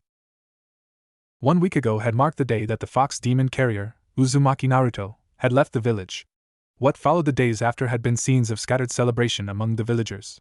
It was never anything too obvious, but you didn't have to be a top-ranked jounin to notice the air of happiness that had risen from all over Konoha. People stayed out to all hours of the night in bars, drinking and laughing over the fact that they could all finally live in peace again. No more would they have to put up with that demon brat's antics, having to fear for the lives of themselves and their families that he would go on a killing spree at any given moment, and finally start enjoying their lives. This was the general consensus, anyway. But there was a significant amount of people who failed to share the joy of the others. For one, the owner of the Ichiraku ramen stand and his daughter were already starting to see the beginning of hard times. It had been well known that Naruto had always been their best customer, but even they didn't realize just how great he had been for them. Since Naruto's departure, they hadn't even been making a quarter of the amount that they'd used to. They hadn't had many other regulars before, but now it seemed like people were avoiding the place altogether, as if going there might somehow bring the boy back. Even worse was the case with Hyuga Hinata. Every one of the members of the Hyuga family could see a distinct difference in her. Where she had been a below-average ninja in their eyes before, she was now downright terrible. Her sparring matches against her sister Hanabi never lasted any longer than a minute. Her focus was completely off, and she seemed to have lost all motivation in even being a shinobi. None of them even considered the connection between her skill downfall and the disappearance of the fox carrier, and so were trying to find anything to point their fingers at that might be the cause. A few concluded that it must be the genin team that she had been put in. Perhaps her teammates were somehow clouding her judgment, or her sensei wasn't pushing her hard enough. Others questioned the actions of Hayashi. The Hyuga clan was not known as a very affectionate bunch, but some of the more sympathetic members felt that it was Hayashi's overbearing harshness toward his daughter that had led to the loss of any confidence she might have once had. These comments were met with open disdain from the head of the Hyuga clan, as he claimed that he had treated Hinata no differently than Hanabi, and she was turning out just fine. If anything, the last week had caused Hayashi to become even colder to his eldest daughter. The disappointment and scorn that he had shown in the past was now in full force, so much so that Hanabi had started going out of her way to try comforting her, though no matter how much she tried she couldn't get Hinata to open up and say what was really bothering her. Her team had tried similar tactics with similar results. Not even Kurenai could figure out a way to bring Hinata out of her depression. And as the days went on, the genjutsu expert was beginning to seriously doubt Hinata's future as a shinobi. At the foot of the Hokage monument, Irika sat staring downheartedly up at the stone faces. He'd been there for a few hours now, coming just as soon as classes had ended, just like he'd been doing for days. Villagers and shinobi alike knew not to bother with him at times like this, which was why he was rather surprised to hear the sound of approaching footsteps behind him. He shifted himself to face the newcomer. "Irika," the man greeted.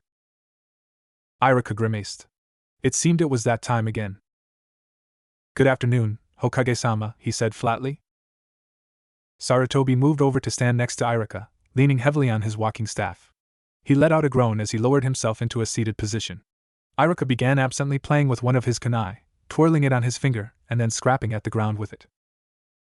Several minutes went by in silence before Irika couldn't take it any longer. "Is there something you wanted from me, Hokage-sama?" Sarutobi took several puffs of his pipe, and then blew a small smoke ring straight up into the air. "You're doing it again, Irika." "Doing what, sir?" "You know what, Irika," the old man told him. "You're blaming yourself for something that isn't your fault. Just like you did before." "How can I not blame myself, Hokage-sama?" Irika demanded, driving his kunai into the cement next to him. "If I had just let go of my stupid hate for what Naruto had inside of him and started acknowledging Naruto himself, this might not have happened." The scar-faced Chunin stared at the deep crack created by his weapon and breathed a heavy sigh. "There were so many things that I could have done differently for him." Sarutobi shook his head.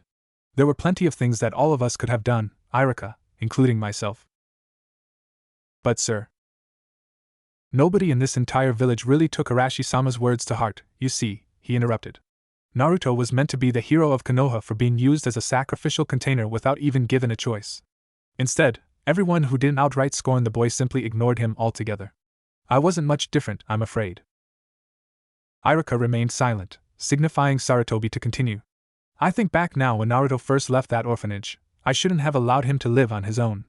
If I had simply taken him in myself, or possibly found someone else who would be willing to do the same, how much better would he have turned out? He could have gotten the attention and guidance that he so desperately needed." The two fell into silence again. "Isn't there anything more we can do?" Irika wondered out loud. Sarutobi shrugged. "We've already concluded that Naruto is no longer within the boundaries of the Fire Country. The odds of finding him anywhere else at this point are all but non-existent unless some word of him reaches us. We also can't forget that there are other people outside of our village who know about the Kyuubi. If someone were to find Naruto and discover what he is, well, I'm sure you don't need to be told what could happen then." "But can't we dash?" Sarutobi held his hand up to silence him. "However, there's one thing that we can do."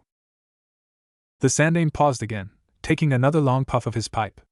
Iruka was getting the feeling that the Hokage was doing it on purpose to torture him, but he held his tongue. Currently, we are bound through a signed peace treaty with Sunagakure and the Land of Wind. The chances that Naruto is actually in the Wind Country are slim, but if I were to send an envoy to the Yondaime Kazekage, perhaps he will agree to send a search team for us. The look of renewed hope on Iruka's face was enough that Sarutobi hated to finish his thoughts aloud. After all, even if Naruto had ended up in the Land of Wind, there was no telling if he would be in Suna, what condition he would be in, or even if he was still alive. Chances were just as likely that he'd ended up in the Land of Rain, Sound, or even Earth, which would cause serious problems given the general relationships they shared. He also had to think of a convincing story to give to the Kazekage, who no doubt would decline sending his shinobi out to search for one missing boy unless there was a very good reason for it. Forcing himself back to his feet, Sarutobi grasped his staff and glanced back up at the monument. I'll send someone out at dawn tomorrow. Thank you, Hokage-sama, Iruka said, giving him a deep bow of gratitude. The Hokage chuckled. You make it sound like I'm only doing this because you want me to, Iruka. I certainly can't speak for everyone else, but I honestly believe that it's been far too quiet around here this past week. Iruka nodded. I agree, Hokage-sama. You idiot! Are you trying to get me killed? Temari shouted in manic hysteria while furiously shaking Naruto by the front of his orange jacket. I don't know what you're talking about, dash! Naruto cried, forcing out one word at a time with each forward snap of his neck.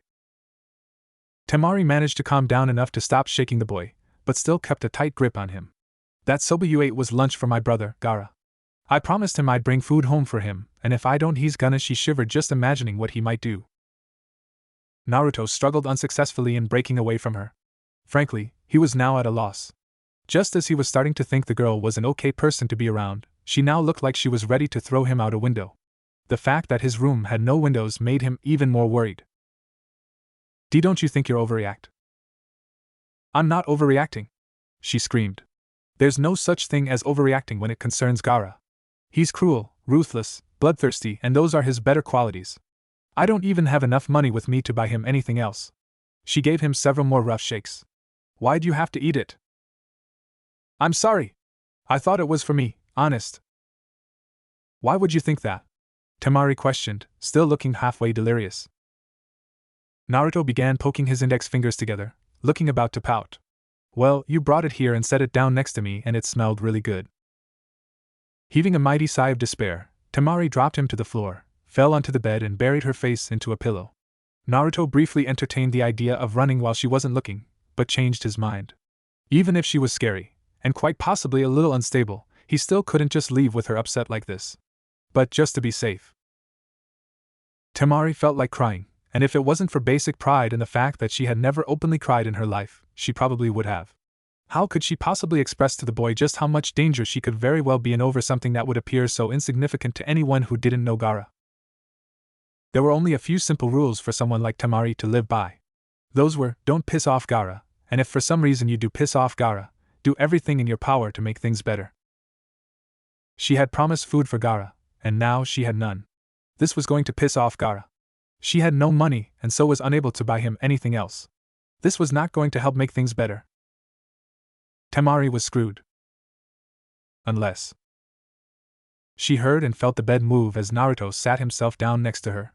You know, Temari-nichan, I'm pretty sure it's not as bad as you think.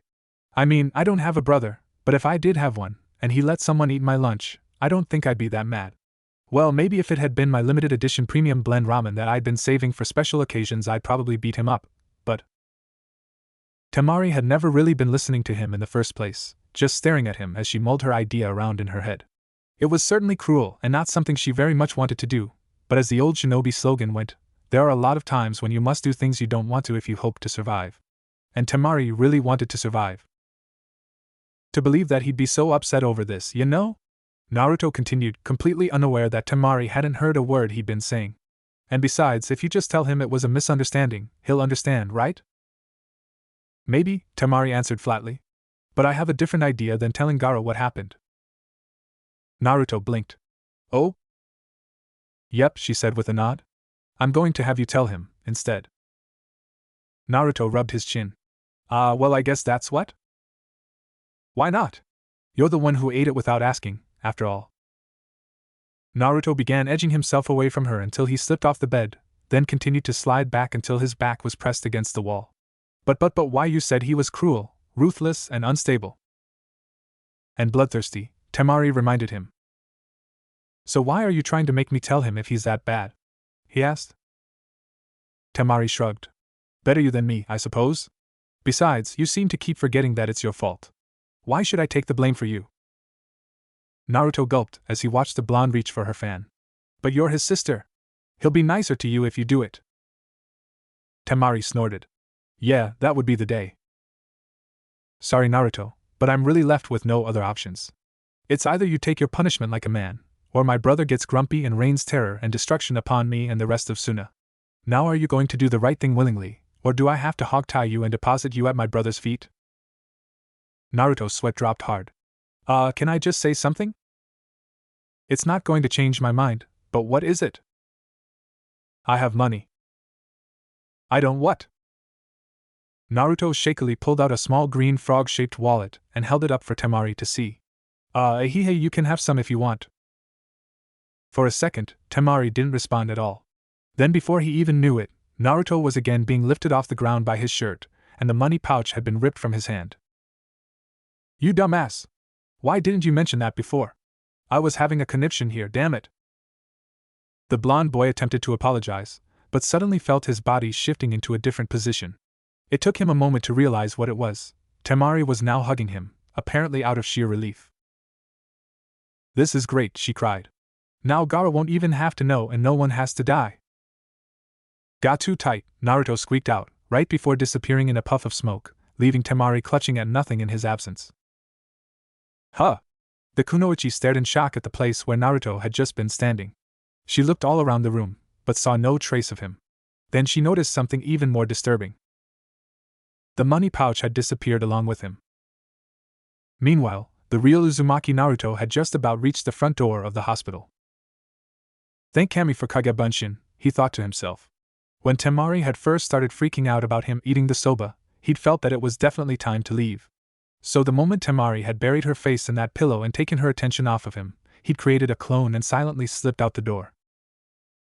Of course, he'd stay just outside so he could still hear where the conversation would end up going. If she had calmed back down, then he would have gone back inside. But when he heard her talking about handing him over to her unstable brother, he felt the time was right for a strategic retreat. Whatever happened after that didn't matter, just so long as he got away before she noticed. Man, just when I think I have people figured out, he muttered as he pushed open the door. He had only taken a single step outside when he felt the building shake from a terrifying roar that sounded a lot like someone screaming, "Uzumaki!" The fox boy shuddered. Damn. Kankuro walked along the sandy Suna road at a leisurely pace. A large sack was slung over his shoulder, and a small white box was gripped in his hand. Today was turning out just great. He managed to find the perfect piece needed to upgrade Karasu. He hadn't had to mess with his deranged brother or his bossy sister all day, and he made 4 children run away in fear just by walking up to them and saying boo. Life was good. Reaching into his box, he pulled out a stick of yakitori and began munching on it happily, completely oblivious to the world around him. So oblivious, in fact, that he barely managed to move out of the way as an orange blur ran by him. Looking back, Kankuro saw the blur leap up onto a rooftop and continue on his way as though he were being chased by hellhounds. Little punk, he grumbled. You just feel lucky that you caught me in a real good mood, or I'd. Whatever Kankuro might have done was lost to the world, however, as at that moment a second person ran by. This time he wasn't able to move in time, and the two collided. Kankuro sat up and snarled. Damn it all! Doesn't anybody look where they're going anymore? I've got the right mind to Temari. The puppet master's sister sat up as well, rubbing her lower back slightly. Sorry, Kankuro, but did you see that boy go by here? Kankuro blinked in confusion. Could we be any less specific, please? Temari scowled at him. You know, Naruto, the one from yesterday. I can't let him, she trailed off as she noticed a small white box lying on the ground beside her. She opened the top and her eyes widened. A gift from heaven! She cried. She snatched the box up and ran off, not even caring if she found Naruto again or not. Hey! That's my lunch, Temari! Kankuro called as he gathered his stuff up and gave chase. Naruto continued on through the village, not certain but also not wanting to look if Temari was still after him. Instead, as he bounded from rooftop to rooftop, he pondered about his current situation. He figured that his best bet was to leave sooner before he attracted any more negative attention to himself. The last thing he needed was a repeat of Konoha. It was a shame though, Temari and her makeup-wearing brother and their sensei hadn't seemed so bad yesterday, but if they were to find out what he was. So his mind was made up.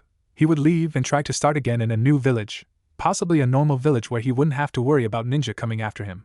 Then he'd create his own training routine and become super powerful, and he could be the village guardian against invaders and dangerous creatures. Yeah, that could work. Maybe it wasn't Hokage, but at least he'd be loved and respected. But he still faced a problem. How was he going to get out of here?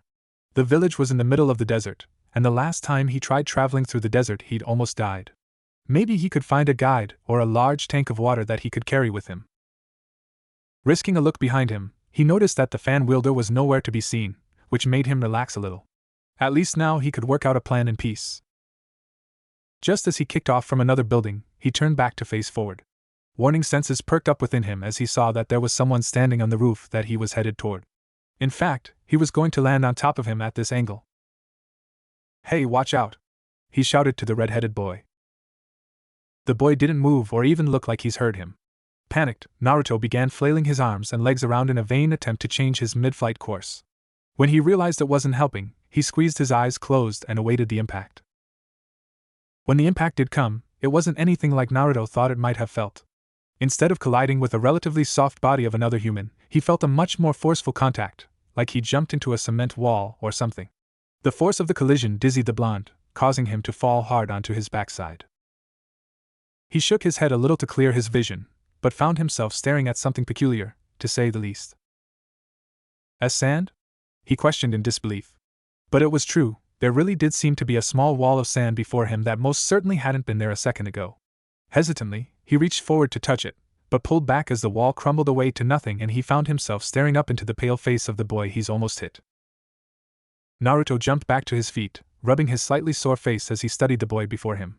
The boy might have looked a bit comical if he didn't have such a mean look on his face. He didn't seem to have any eyebrows, but he did have some sort of thick, dark rings all around his eyes, making Naruto think of a panda, or a raccoon or something. The two boys stared at one another in silence, one with a piercing glare, the other with an apologetic grin. "Sorry about that," Naruto said, rubbing the back of his head in embarrassment. "I wasn't really looking where I was going, and I didn't see you there, so am I bad, okay?" The redhead continued glaring, making Naruto all the more uncomfortable. Something about this guy seemed to make his skin crawl. "Are you here to help me prove my existence?" the boy asked. Naruto tilted his head in confusion. What does that mean?" The boy reached up and pulled the cork from the giant gourd on his back. Sabakikyu. Suddenly, sand began pouring from the mouth of the gourd, and before Naruto knew what to make of it, the sand had snaked itself through the air and began wrapping itself around his body. "Hey! What's happening?" he cried, struggling to break free. "Let go of me!" But it was no use, as the last thing Naruto saw before the sand consumed his entire body was the gleam of evil in the eyes of the boy. As Naruto struggled to break out of his prison, the Kyuubi stirred. Lifting its head, the fox inhaled deeply. It had long ago managed to block out the rancid stench of decay and mold from the sewers that it was trapped in, but now a new, yet more familiar scent was reaching him. A feral chuckle that could have easily been misinterpreted as a snarl escaped the Kyuubi's throat. "So you're that one? Heh, weak as ever, I see. No fun for me here." And with that being said, the Kyuubi laid its head down and went back to sleep. Gaara was doing his own evil laughing as he slowly raised the fool trapped in his Sabakikyu higher up into the air. It would be much more entertaining and enjoyable for him if everyone in the village were to see the slaughter that he was about to perform with their own eyes. It had been almost 3 days since the last time he had taken life from this village. It wouldn't do to have anyone forget that he was still among them. The voice within him growled at him to hurry up and kill the boy. There was no sense in adding needless suspense to it. Fear was one thing, but blood was what it truly desired at the moment. Gaara pushed the voice away. The casket of sand was now a good 50 above the rooftop, giving a good view to anyone who happened to turn their eyes to the sky. A gleam appeared in his eyes. Once again, he would see the sands of Sunagakure stained red with the blood of one of its own. He began clenching his hand into a fist. Sabaku, and then he stopped. Something seemed odd. The sand that held his prey seemed to be expanding. Even from that high up, Gaara would see that the blob of sand was growing in size. But why? Could it have been that his prey was fighting back? That thought sent a shiver of pleasure up the boy's spine. How long had it been since his prey had fought back? Too long, much too long. This was wonderful. Perhaps he could finally have fun. Lowering his hand, Sabaka no Gaara watched on, waiting to see exactly what would happen next. Temari and Kankuro walked along back toward their home, the former humming cheerfully to herself, the latter sporting a large bump that was visible even through his black hood. "Why didn't you just tell me you needed it for Gaara?" he grumbled. "I told you it was a matter of life and death," she retorted. "You still didn't have to use your stupid fan. You don't see me whipping out Karasa every time I want to prove a point. That's because you hate the thought of me smashing up your little toys. And don't think that I never notice when you use him to chase after those kids who play down the street from us. What I do in my free time is my business, and you've completely missed my point," he shouted, shoving his hands deep into his pockets. "And you owe me lunch, too." Temari grinned despite herself. Suddenly, it was like the last hour of her life hadn't even happened. Everything was back to normal again. By all accounts, that was probably a good thing. Then, as a stray cloud passed in front of the sun, she happened to look up. "Oh shit," she swore. Kankuro glanced at her in surprise. "What's wrong?" She pointed upward, and he followed her gaze up to the sphere of sand floating high up in the air. "Oh shit," he concurred. "Why already? We just got back from that mission. He should be satisfied for a week at most." Temari remained silent, but was thinking the same thing. After Gaara killed enough, he usually didn't kill again for several days. And it had only been 2 days ago when he had single-handedly massacred close to 20 shinobi. That should have been enough to sate his bloodlust for a week at least, just as her brother had said. The only option would have been if someone had somehow provoked or angered Gaara. God, she hoped that wasn't it. If it was, then it was most likely her fault for taking so long with his food. Was the imminent death of whoever that innocent person was resting on her shoulders? Temari! Kankuro! The siblings turned to the source of the voice, not surprised to see Baki running toward them. "You saw it too, huh?" Kankuro asked, even though it wasn't so much a question as it was a statement. Baki nodded. "Any idea who it is or why Gaara's killing again so soon?" They both shook their heads, though they both subconsciously glanced down at the box in Temari's hand. Baki let out a distressful sigh. "Nothing we can do then except wait for him to calm back down." While Baki and Kankuro kept their eyes focused on the floating sand, Temari diverted her eyes to the ground. She, herself, had already killed several times in her life, but it had always been during missions, against people who knew how to defend themselves.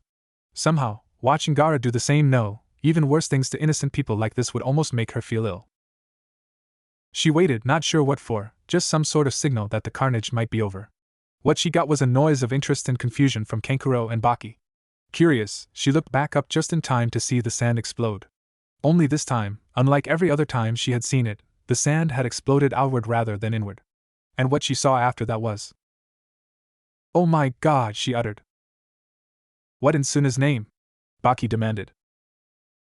That disgusting orange color," Kankuro said, mouth fully agape. "Don't tell me."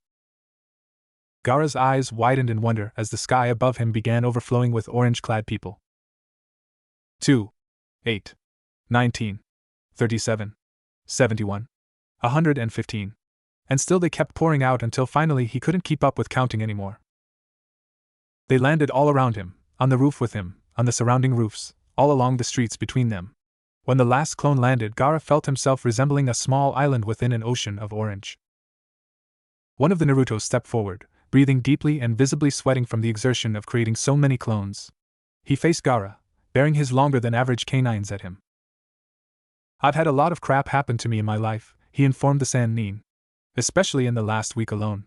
But something like this, don't think I'm gonna just let this go.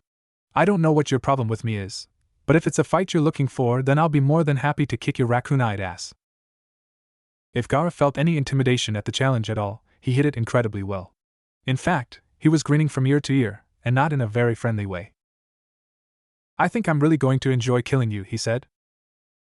Naruto and every single one of his clones cracked their knuckles. "Just try it." The citizens of Sunagakure can largely be categorized as a despondent group. On the surface, they seem no different than any other community. Even if one were to have a passing conversation with one of them, they still wouldn't seem so abnormal. But when it came right down to it, the entire populace of Suna were a shaken, depressive, and all-around pessimistic bunch. This, of course, was the direct result of living in a village with a borderline psychopathic killer.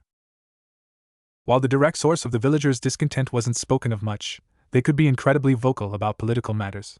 Not many commoners of Suna thought much of the current Kazekage, while even fewer cared anything at all for the daimyo of the Land of Wind. After all, it had been these two figureheads of the land who were directly responsible for creating the monster known as Sabaku no Gara. To this day, it was considered taboo to even mention the boy's name, the general feeling being that he might hear you and kill you for talking about him. If the villagers had ever stopped to consider it, they might realize that the only times that Gara killed was against a potential assassin, or if a villager did something to anger him, such as scream and run away at the mere sight of him. When the people began noticing the rising ball of sand above their heads at that moment, everyone came to the same conclusion: it would be best to get far away, just in case one innocent life wasn't enough for Gara on this day. So imagine the shock everyone had felt upon seeing the sandy prison burst open, sending a tidal wave of orange down onto the city. The added shock of hearing the mass of identical strangers declare a battle against the resident demon container was almost too much for the majority to take. But even then, no one even entertained the thought that this stupidly brave stranger might stand a chance. Go! Naruto commanded his clone army. Gara stood, stoic-faced and cross-armed, as a dozen clones lunged toward him, only to be effortlessly flung away by a brush of his sand. The redhead was surprised, not that he'd show it, that the clones surrounding him were indeed physical rather than simple illusions. It didn't matter, of course. 1 or 1,000, he'd destroy them all just like he'd always done, without even trying. Naruto growled in frustration as several of his attacking clones poofed out of existence. How does he control sand like that? He's not even forming seals. He scratched his head in thought, then snapped his fingers. All right, new plan. Hit him from every side at once. He can't block all of you. And again, Gara stood unmoving as an even larger group moved to surround him. Calmly, he raised his right hand and pointed his index finger upward. The sand that had been swirling around the ground around him quickly rose up and molded together into a small dome around his body. All of the clones blinked in confusion. What's he doing? One asked. How should I know? Another answered. Maybe he's scared, a third suggested. Yeah, he's hiding from us in there, still another said with a assured laugh. Who cares? The commanding Naruto demanded impatiently. Break it down, and show him who he's dealing with. Right. The others all shouted back, pumping their fists in the air. The swarm of approximately 20 Narutos attacked the sand dome, punching, kicking, slashing and stabbing at it with kunai. But nothing seemed to be making a dent in it. All at once, they rallied, preparing to deliver a single, combined blow onto the shield. But their fists had barely made contact with the sand barrier before dozens of thick spikes erupted from it, impaling each clone several times and forcing them to disappear as well. Naruto ground his teeth in a mixture of anger and nervousness. Damn it, how the hell do I beat that? He questioned to himself. But before he could contemplate further, he saw several ripples begin traveling across the surface of the sand dome. He cautiously crouched down into a defensive position as several new clones jumped to the rooftop beside him to take the place of those that had been defeated already.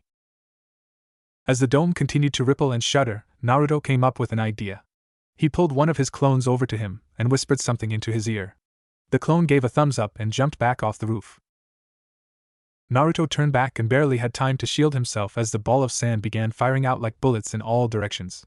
Clones began vanishing right and left. Villagers that were watching from the streets below began running for their lives, though no many got away completely unharmed. Several rooftops away, Baki, Kankuro and Temari were ducked down behind the safety of the kunoichi's open fan. When the hell did he learn to do that? Kankuro demanded, flinching as a sand bullet flew an inch past his left ear. Baki mentally cursed. He needed to calm Gara down quickly. The longer the fight lasted, the greater the certainty that Naruto would be killed, and after getting the word from the Kazekage, Baki couldn't afford to let that happen. Unfortunately, it would be nearly impossible to convince Gara to stop at this point. What could he do? Naruto's body shuddered as he forced himself back up to his feet. None of the sand bullets that hit him had been forceful enough to draw blood, but he could still feel several welts forming across his body. Looking around, he saw that nearly all of his shadow clones had been defeated, leaving only 3 or 4 remaining. How does he do it? He kept wondering to himself. It's like he controls the sand without even trying and he can use it to attack or defend. He glared at his opponent, who was still standing before him, looking rather bored while the sand continued to swirl around his body. But I'm not giving up yet. You struggled much better than the others, Gaara informed him. But you are still weak. Your only use now is offering me your blood. Naruto grinned. Think again, raccoon eyes. Gaara's eyes widened in surprise as a small hole burst open beneath him, and a hand reached through and grabbed him by his pants leg. Instantly the sand began pouring through the hole, attempting to smother the clone below. This is it, Naruto muttered. Do it. The two clones to his sides each grabbed him by his arms. Together, they swung him backward, then flung him forward in a slingshot fashion, giving him a boost of speed in the direction of Gaara. Heh, he's not even looking at me now. There's no way that sand will stop me this time. Got you! The blonde shouted, throwing his fist forward. Yo ph! Gaara lifted his head back up, finding himself staring into a twitching fist a mere centimeter from his face. The small wall of sand that had erected itself before him shifted and flung his would-be attacker away. Naruto collided with his two remaining clones, which promptly vanished, leaving him alone against Gaara. Damn, he grunted. So close. Damn, Temari sighed. Too close. She slid back and leaned her back against her propped-up fan, taking several deep breaths to slow her raging heartbeat. The situation was nuts. If Gaara could just kill Naruto quickly and get it over with, it would be so much easier to calm him back down without him becoming an immediate threat to anyone else. The longer the fight dragged on, the more chance there was that he would awaken. But on the other hand, she honestly didn't want to see Gaara kill the boy. It may have only been yesterday that she first met Uzumaki Naruto, but with the interaction that they had shared since, she had to admit that there had been a little bit of bonding between them. It was nothing huge, by any means, but just the fact that they had shared a few conversations was enough to give him a high place in her life. After all, it had been years since Temari had been able to consider someone outside of her family a friend, and now that she'd found one in Naruto, the last thing she wanted was to see him die, least of all by her own brother's hand. Unfortunately, as a shinobi, it was just something that she was apparently going to have to deal with. What is Gaara doing? Kankuro asked. He never plays with his enemies this long. Hell, he doesn't play with them at all. He could have killed that idiot 10 times over by now. If he keeps wasting time like this, he's just gonna get more anxious. Once again, Naruto staggered back to his feet, while Gaara watched in silence. Naruto did not want to admit it, but he was really reaching the end of his rope. Nothing was working against that stupid sand. There was only one thing left he could think of trying. Slowly, he raised his hands to form a seal. And that was when a very brave villager decided to speak up. Get him! Kill that stinking demon! The man shouted. Yeah, kill the damn monster for us! Another from the crowd added. Gaara shot a death-laced glare at the crowd, forcing all of them to flinch away in fright. Naruto, however, completely froze up in wide-eyed dread. They know? Even all the way out here they know? How? If Gaara was curious or even took notice of his foe's sudden panic attack, it didn't show. Raising his arms, he parted his sand in two directions. The streams of sand flew outward in wide arches, then veered back in again, closing in on Naruto from his left and right sides. Naruto didn't seem to have any intentions of avoiding them. When the two streams collided, it sent a wide blast of sand in all directions, clouding the rooftop battleground from all onlookers. Though everyone had already begun fearing the worst, they watched on timorously to see if the boy might have miraculously survived. As the sand cloud settled, a small gasp escaped amongst the crowd. Temari and Kankuro stared at the scene, then at each other, then back again. What? Temari muttered. The hell? Her brother finished for her. Gaara did not look pleased. What are you doing? He demanded, malice filling his tone. Baki slowly set a very surprised Naruto back down, keeping a firm grip on the boy's shoulder. Despite his earlier fears of tempting the redhead's temper, the Jounin stood determinedly and spoke in a clear voice. Please forgive me, Gaara, he said. But by decree of your father, Kazekage-sama, I cannot allow you to kill this boy. Decree? Temari stammered. From our old man? Kankuro added in disbelief. Gaara's face twitched in anger. And why should I care? Baki stepped in front of Naruto, holding his hands up in a peaceful gesture. Gaara, you know that I don't have the abilities to stop you from doing the things that you do, but you have to listen to reason. You can't disobey orders from the Yondaime. Naruto stood in silence, hardly able to believe his eyes. His life had just been saved by someone he barely even knew. And unless he misheard, the Kazekage himself had personally demanded he be left alive. But why? If everyone here already knew that the Kyuubi was inside him, they'd be wanting to burn him at the stake or something, wouldn't they? I implore you, Gaara, Baki continued. Promise me that you'll refrain from trying to kill this boy. Gaara's glare was sharp enough to cut steel, but he made no movement. Even his sand had stopped moving about on its own and was now settled on the roof, no different from any of the rest of the sand in the area. A long and tense silence hung in the air around them. No one even dared move, lest they catch the sudden, furious attention of an angry Gaara. Finally, the sands whipped back up, but rather than stretching out to attack Naruto and Baki, it slithered and receded back into the large gourd on the boy's back. I promise, he declared. Baki, as well as everyone else, began letting out breaths that they'd barely been aware of holding. To think about it, Gaara continued, replacing the cork into the gourd's hole. Baki frowned. He couldn't push the issue any further at this point. At least Gaara was calm again. He really couldn't ask for more than that. Giving a final glance to Naruto and Baki, Gaara turned to the rooftop where his two elder siblings were cautiously perched. Temari! He called forcefully. Suppressing a shudder, the two shinobi jumped over, joining the other three. Temari did her best to not look half as scared as she felt under the glare of her brother. Why, yeah, Gaara? He didn't answer, just held his hand out to her expectantly. Temari stared at the outstretched hand dumbly, until it dawned on her. Quickly, she pulled out the box of yakitori and handed it to him. She looked on as he opened the box and examined the contents inside. Slowly, he pulled a stick out and began munching on it as he turned away from them. Don't take so long next time, he growled before disappearing back into the house. The moment the boy was out of sight, it was like everyone suddenly deflated. Temari dropped to her knees, Kankuro leaned backward, supporting himself against Karasu, and Baki ran a hand over the visible side of his face, wiping beads of sweat away. With everything calming down, the crowd began to dissipate as well, going back to their daily lives or just getting far away from this particular area. Temari sighed heavily as she turned to Naruto. You okay? She asked tentatively. I guess so, he answered, rubbing a few of the bruises he'd just gained. What the hell, kid? Kankuro demanded. You have the ability to create 500,000 clones of yourself, but you tell us you're not even a genin yet? I admit I don't know much about Konoha, but those exams can't possibly be that hard. Naruto rubbed the back of his head in discomfort. Well, I actually learned the Kage Bunshin after I failed the exam, but… Kankuro, Temari, please leave us, Baki commanded.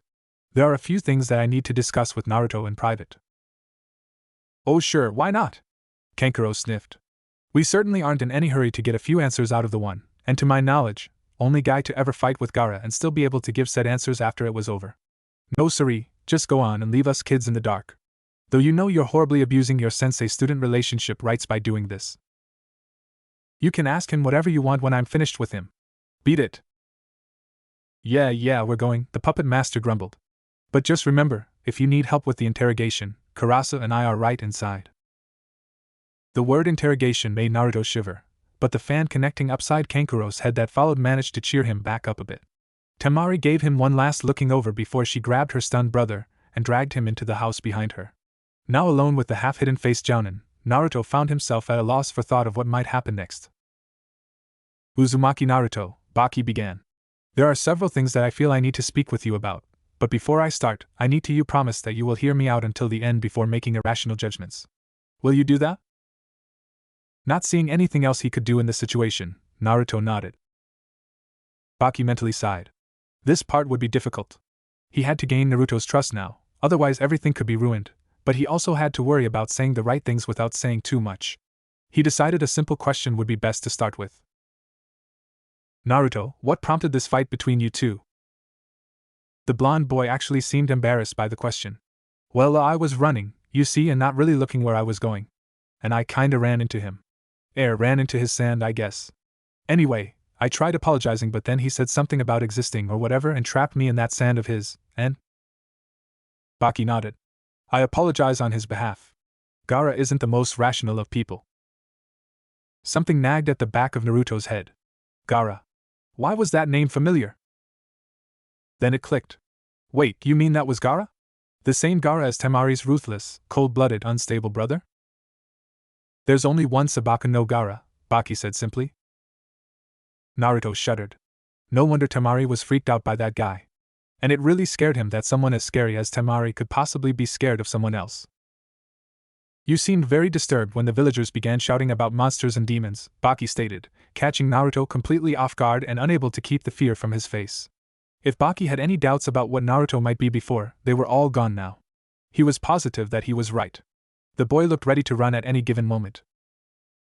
Naruto, he said calmly, I don't want you to misunderstand. Those people were not talking about you, they were talking about Gaara. More confirmation, as Naruto's face changed to one of confusion and possible relief. I know that, Baki continued. Because aside from the Kazekage-sama, myself, and a select few other high-ranking shinobi, there's no one else here in Suna who knows about the Kyuubi. And even quicker than before, the confusion turned back to fear. You look terrified, Baki informed him calmly. I'm not him, Naruto stammered. Baki smirked slightly. You're lying, Naruto. Badly. You are the one whose body holds the Kyuubi no Yoko, of that there's no doubt anymore. Shit, shit. It's happening all over again. Damn, isn't there anywhere I can go without having to worry? But really, you have no reason to fear me, boy. About being hated and hunted after like a wild, he blinked. What? Baki gave him what appeared to be a reassuring smile. In my opinion, you keep thousands upon millions of lives safe by having the Kyuubi sealed inside your body. For that, you deserve nothing short of my utmost admiration and respect. Naruto watched, completely dumbfounded, as Baki gave him a small bow. It took him several attempts at speaking before he finally found his voice. Are you as serious? Baki nodded. You also seem quite stable with your actions. Do you ever have trouble controlling him? He shook his head. Nah. I mean, I never even found out that it was inside me before. Before you left Konoha and came here, Baki finished. That made the most logical sense now. Of course the boy would feel overwhelmed at news like that. His actions and comments also strongly suggested that the majority of Konoha detested the boy, which slipped in the final pieces of the puzzle surrounding the mystery of Naruto. Now that it all seemed to be figured out, there was only one thing left to do. Reaching into his vest, he pulled out a small object made of cloth and metal and tossed it to the startled boy. Here. Naruto stared down at the object in his hand, a small strip of cloth with a metal plate attached to the center of it. A crude symbol of an hourglass was carved into the plate. He stared at the headband for several long seconds. This is a... Someone as young as you with such a mastery over Kage Bunshin is a very rare find, Baki explained. Also, anyone who can hold out in a fight against Gaara more than deserves a place in our ranks. The blonde's body began to tremble. Then I may. As of this moment, I declare you, Uzumaki Naruto, an official shinobi of Sunigakure. From this day forward, you will be a student under me. The floodgate of emotion that had been building up within Naruto finally burst open with Baki's declaration. With tears of joy streaming down his face and his new hitai clutched tightly in his fist, he jumped straight into the air with a loud cry of victory. Yada! Ninja, ninja, ninja! Baki watched in mild amusement as the boy jumped from one rooftop to the next and back again. He had zero time to react before Naruto leapt forward and tackled him in an overly tight hug. I'm really a ninja? He asked. Baki pried the boy's arms from his waist and sat back up. Yes, Naruto. And as your new sensei, I'm hereby making a rule prohibiting you from any future physical contact with me. Naruto chuckled and wiped the remaining tears from his eyes. Sorry, but don't worry. On this Suna Hittite, I swear to become the greatest shinobi that the Land of Wind has ever seen. Baki huffed. The boy was quickly showing himself to be a nuisance, but at least he had the proper enthusiasm. I'll be holding you to that claim, boy, he informed him. Yes, sir, he answered with a salute. I won't let you down, Baka-sensei. The Jounin's eyebrow twitched. My name is Bakei. Naruto blinked. Yeah, what did I say? Never mind. Are you ready for your first official mission? The boy's eyes widened. Mission? Already, really? Familiarize yourself with the village, pay your respects to your Kazekage, and come back here to meet with your new teammates. Naruto deflated a little. That's all it is? Darn, I thought I'd get some seriously big and difficult mission on my first day as a ninja to match my superior abilities or... Fine, do it all in 1 hour or I revoke your genin rank. Okay, I'll do it. He formed a quick seal. Kage Bunshin no Jutsu. 12 clones appeared around him. Naruto began shouting out commands. You three, he pointed to one group. Scout that way. You three that way. You three over there, and you three over there. Go go go go go. The 4 groups of clones took off in their given direction while the remaining Naruto looked around frantically for the Kazekage's tower. Where is it? Where is it? Is that it? He asked, pointing to the largest building in sight. Seeing the nod from Baki, he took off in a shot, leaving the Jounin to sigh bemusedly. After all that he had been through that day, he still had enough energy to jump around like a child and create additional Kage Bunshins. He briefly wondered just how much energy the boy would have when it really mattered. Baki couldn't help but heave another deep sigh. All in all, and through the additional complications with Gaara, he managed to accomplish his own mission. He had gained the boy's trust and made him a shinobi. Now all that was left was to train him, and see if the plan he had formed with the Kazekage would pan out or not. Either way, he was pretty sure that he'd be ending up with a very painful headache before it was all said and done. The 4th Kazekage was not having a good day. What had started off as a mere irritant with Baki and his cockamamie plan with that supposed QB container had only been the beginning of a downward spiral. Later that morning brought a letter from the daimyo stating that several more budget cuts in the shinobi missions files were being taken again, as if they hadn't been run nearly dry at this point as it was. And now word had reached him that someone had gotten into a fight with Gaara. The words fight with Gaara had confused him greatly. No one ever got into fights with Gaara. People simply got killed by Gaara. There was never any fighting to it. He was also bothered as the only time incidences like this tended to turn up were if he had issued another assassination attempt on the boy, which he hadn't bothered to try for a few months now, given the futility of it all in the past. He was on edge, and really wishing for a nice indefinite vacation to some foreign land. If anyone else did something to further ruin his day, well. That was when the doors to his office flew open. Hey, old man Kazekage. Thuk thuk thuk thuk thuk thuk thuk thuk. The intruder blinked in shock, finding himself pinned very securely to the hallway wall by several kunai. The Kazekage turned and calmly approached the young boy, removing another kunai from his sleeve and extending it to the boy's throat. As someone at the tender age of 40, I would hardly consider myself an old man. The boy gulped. Sorry, I guess you probably wouldn't be as old man Hokage. Ehihei, my bad. Good. Now then, who are you and why shouldn't I kill you for barging into my office like this? The boy began speaking very fast. I'm Uzumaki Naruto from Konoha, only I'm not from Konoha anymore, and Baki-sensei made me a genin and told me to come see you, and here I am, so don't hurt me, I'm fragile. The yandame examined the boy. So you're the one that Baki spoke of, are you? Naruto nodded. Baki-sensei said that you knew about my condition? The man's face twisted in shock. Then you really are the Naruto nodded again, causing the yandame's thoughts to break apart. He never would have believed that Baki's guess would be true, yet unless this boy was lying, he was staring face to face with the Hauser of the QB. I see, he said softly, trying to regather his thoughts. Then are you stable? Naruto tilted his head at the surprising question. I guess so. You don't have problems controlling the demon's will?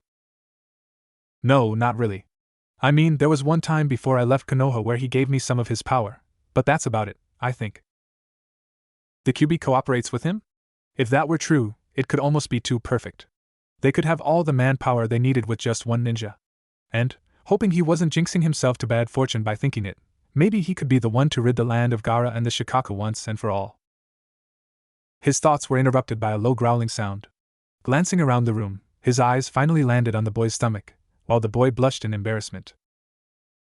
Sorry, I haven't eaten a real meal in a while, he said with a nervous chuckle. Indeed. Still pondering possibilities, he removed the kunais with a single wave of his hand, and backed up as the boy fell forward to the floor. If Baki has deemed you worthy of our cause, then so be it. You have my official blessing to train and carry out missions under the banner of Sunigakure.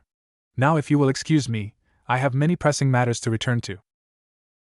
Yes, sir, older Kazekage-sama, Naruto answered, hoping he wouldn't catch his slip. He grinned a truly happy grin.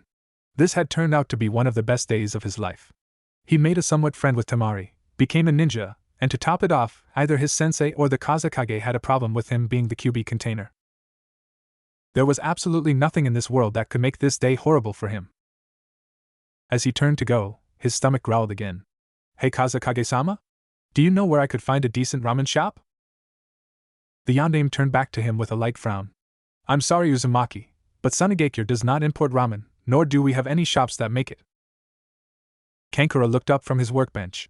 Slowly he got up and walked into the living room, where Temari was resting. Hey sis, did you hear that? Hear what? The kunoichi asked. That blood-curdling scream that sounded like someone whose body was getting crushed little by Gaara's sand. Temari shrugged. I don't know, but Gaara's in his room by himself. Kankuro scratched his chin. Weird. Oh well. And with that, he returned to his room. Sensei, you know I respect your decisions and everything that you've taught us in the past, but I now find myself wondering if you haven't gone senile. Your concerns for my mental well-being are duly noted and duly ignored, Kankuro, Baki calmly stated. But come on, the boy complained, pacing back and forth around the living room area in aggravation. You made that guy a genin? And to top it off, you put him on our team? He does have a bit of a point, Baki-sensei, Temari commented from her spot on the couch. After all, genin teams are only supposed to have 3 members and a jounin. And it just wouldn't be fair to make Kankuro leave just to make room for Naruto. Exactly. Kankuro nodded. And not only that, wait, what? What do you mean make Kankuro leave? Well, it's obvious, Temari stated as though it were written on the walls. You're the weakest link of our team. Weakest link, my face paint, he retorted. Just because you're older doesn't mean you're better than me. Being older doesn't mean it, she admitted. But my 97 sparring victories over you certainly do. How many times have you gotten the better of me? I've lost count. Then you certainly can't count very high. Baki stood back, resting against the wall as he watched the exchange in annoyance. This is why he never had children. Having already taught the two for some time now, he learned that it was simply easier to let them get their squabbling out of their system. Otherwise they wouldn't be willing to listen to anything he tried to tell them.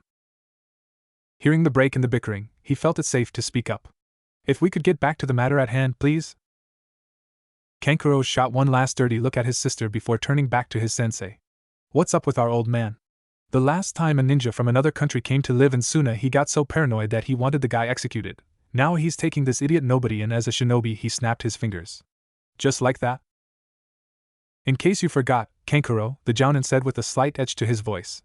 That idiot nobody just survived a fatal encounter with your brother. Only because you bailed him out.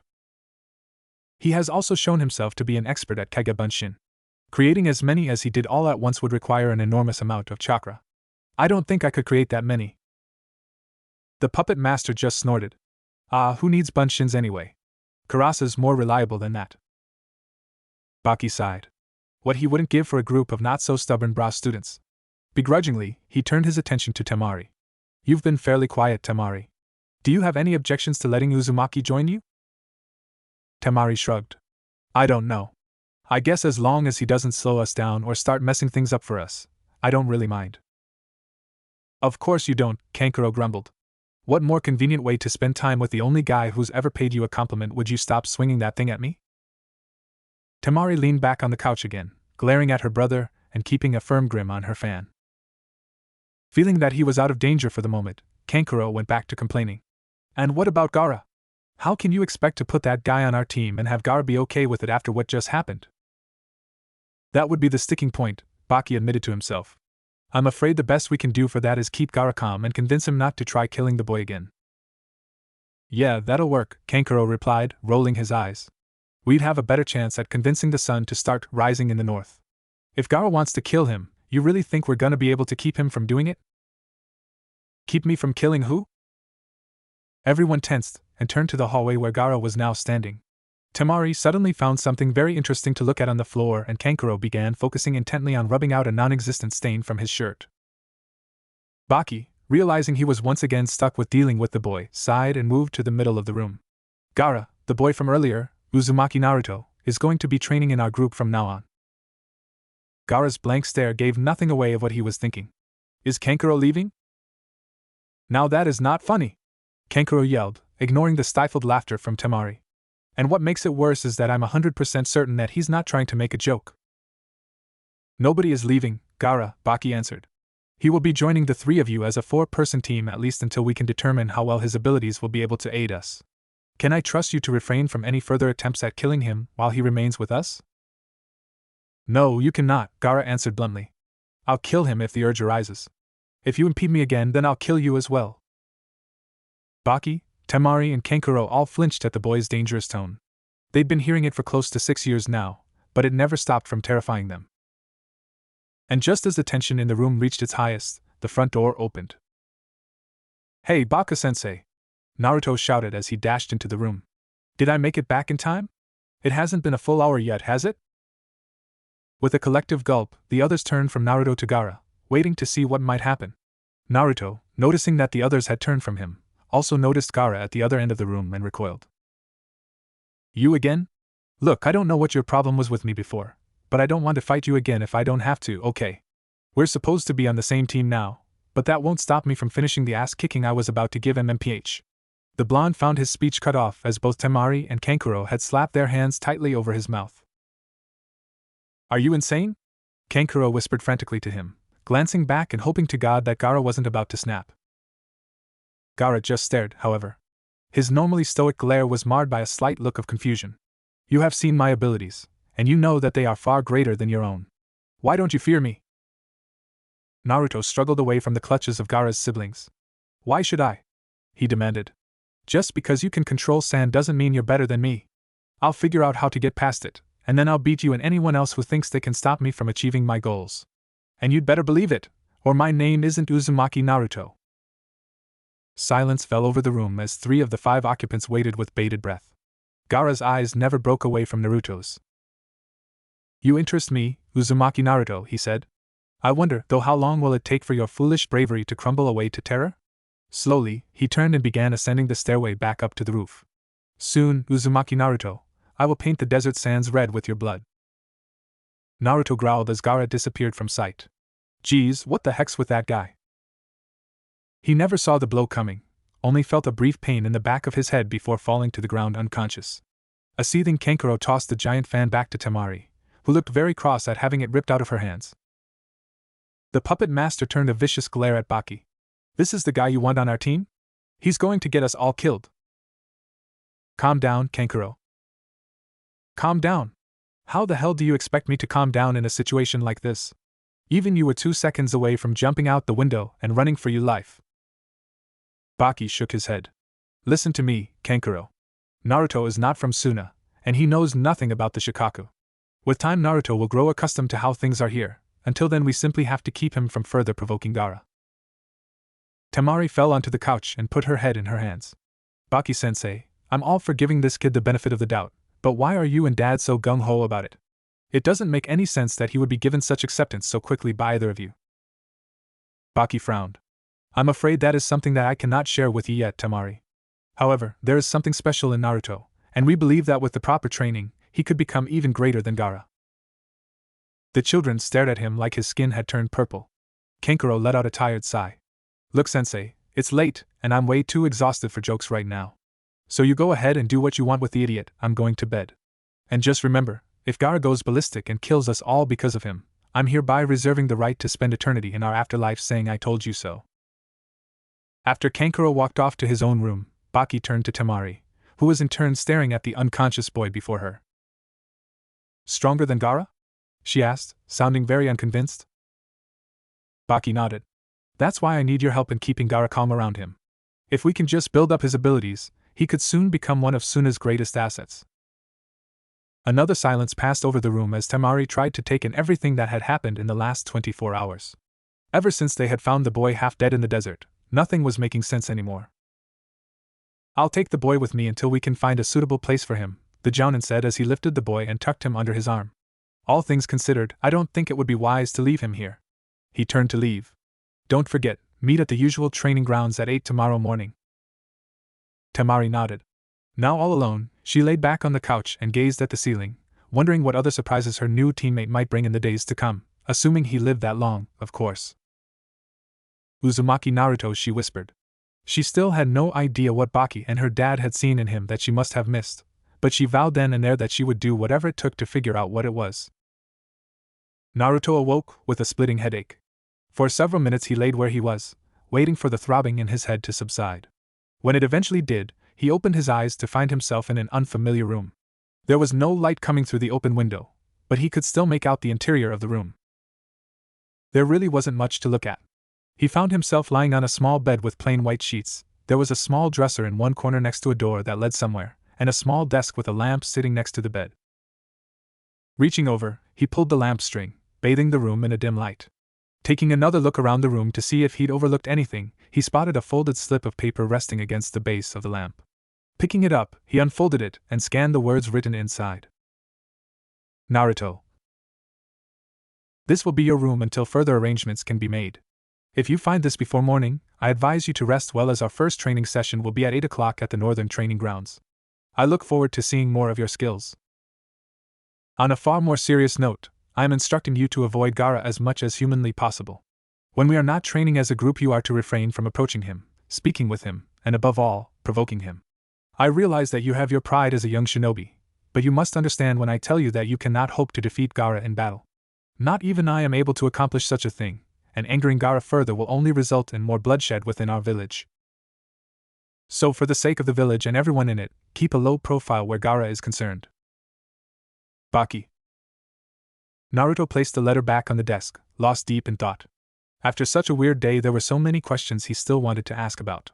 He thought about his new team members. Temari was nice, probably the nicest of the group, even if she did seem a bit short-tempered. At least she had taken the time to get to know him a little, and she had even sympathized with him when she learned about his leaving of Konoha. Kankuro was a jerk, and he didn't have much doubt that it had been him who'd knocked him out earlier.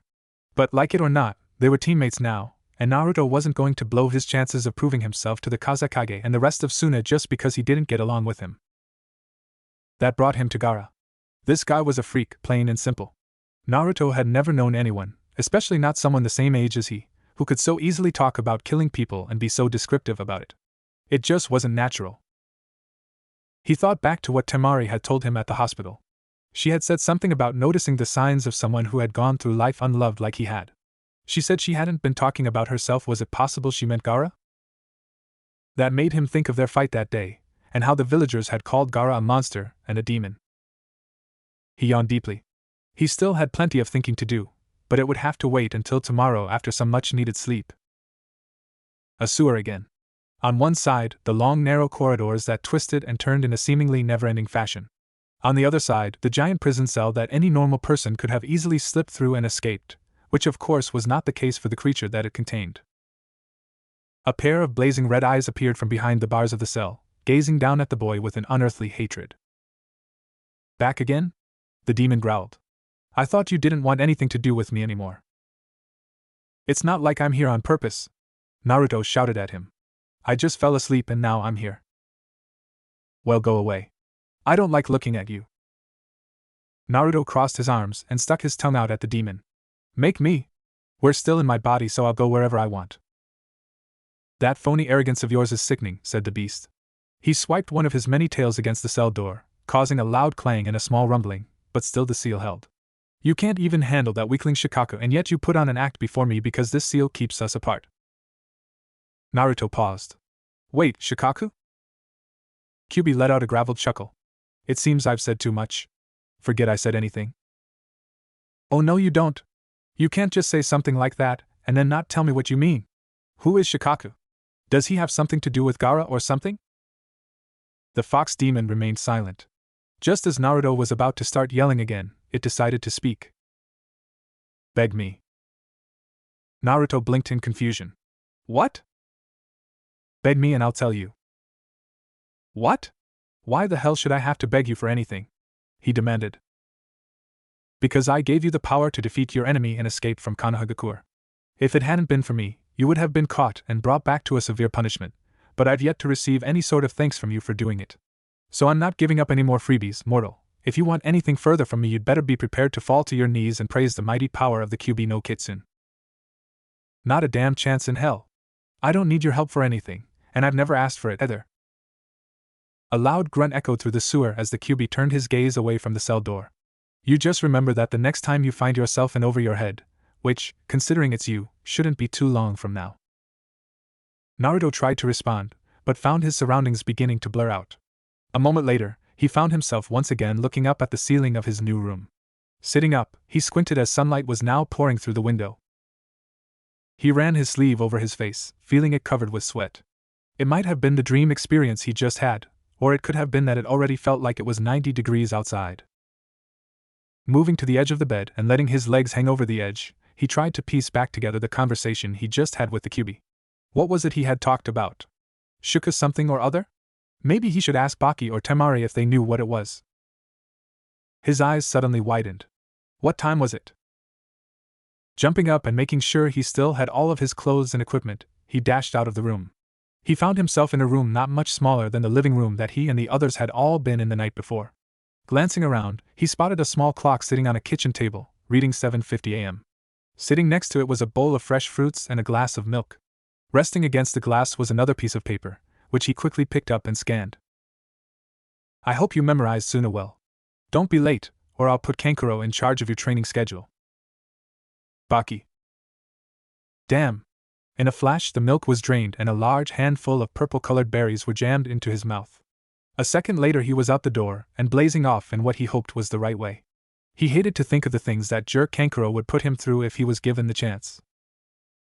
First, I'm gonna string him up to the highest branch on the tallest tree, and then cut him loose over and over until he's mastered control of his chakra climbing abilities. And then I'm gonna make him run laps around the village in the nude until he can make it all the way in less than 2 minutes. What does him being nude accomplish except for embarrassing him? Temari questioned. Absolutely nothing, Kankuro answered with an inexplicably evil grin. After that I'll work on his speed by having him dodge Karasa's poison needles with his arms and legs tied together. You're enjoying this far too much, Kankuro, she informed him. Gaara stood off to the side, occupying himself with forming spheres of sand in his hand and then crushing them over and over. Baki was staring at his timer, which was now showing less than a minute until 8. He was certain that he had properly motivated the boy, given the rivalry that he could already begin to see growing between him and Kankuro. Maybe he'd forgotten something. 10 seconds remained when an orange blur came into view on the horizon. He watched as it came closer, until the figure of Naruto could plainly be made out, running for all he was worth.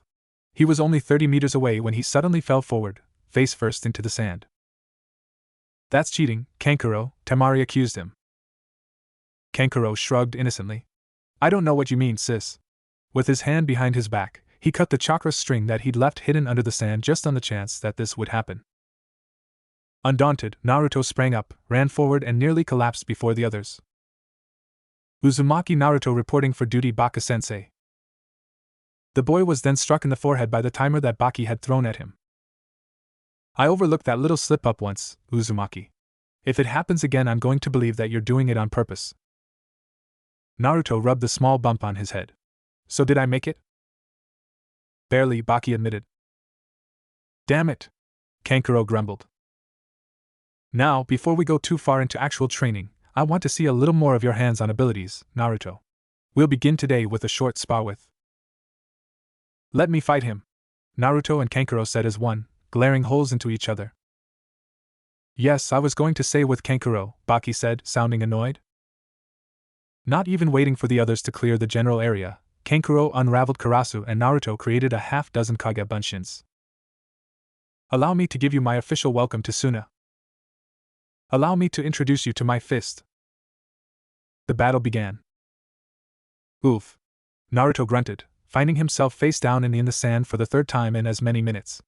A few yards away from him, a laughing Kankuro stood next to a ghastly, gangly-looking puppet. Just like I said, Kage Bunshins just can't measure up to Karasu. Naruto pushed himself back up, growling irritably. Damn it, no way in hell am I gonna lose to someone who wears makeup and plays with dolls.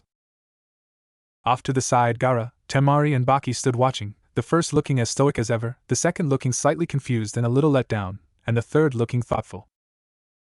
He's not very good, is he, sensei? The kunoichi stated more than asked.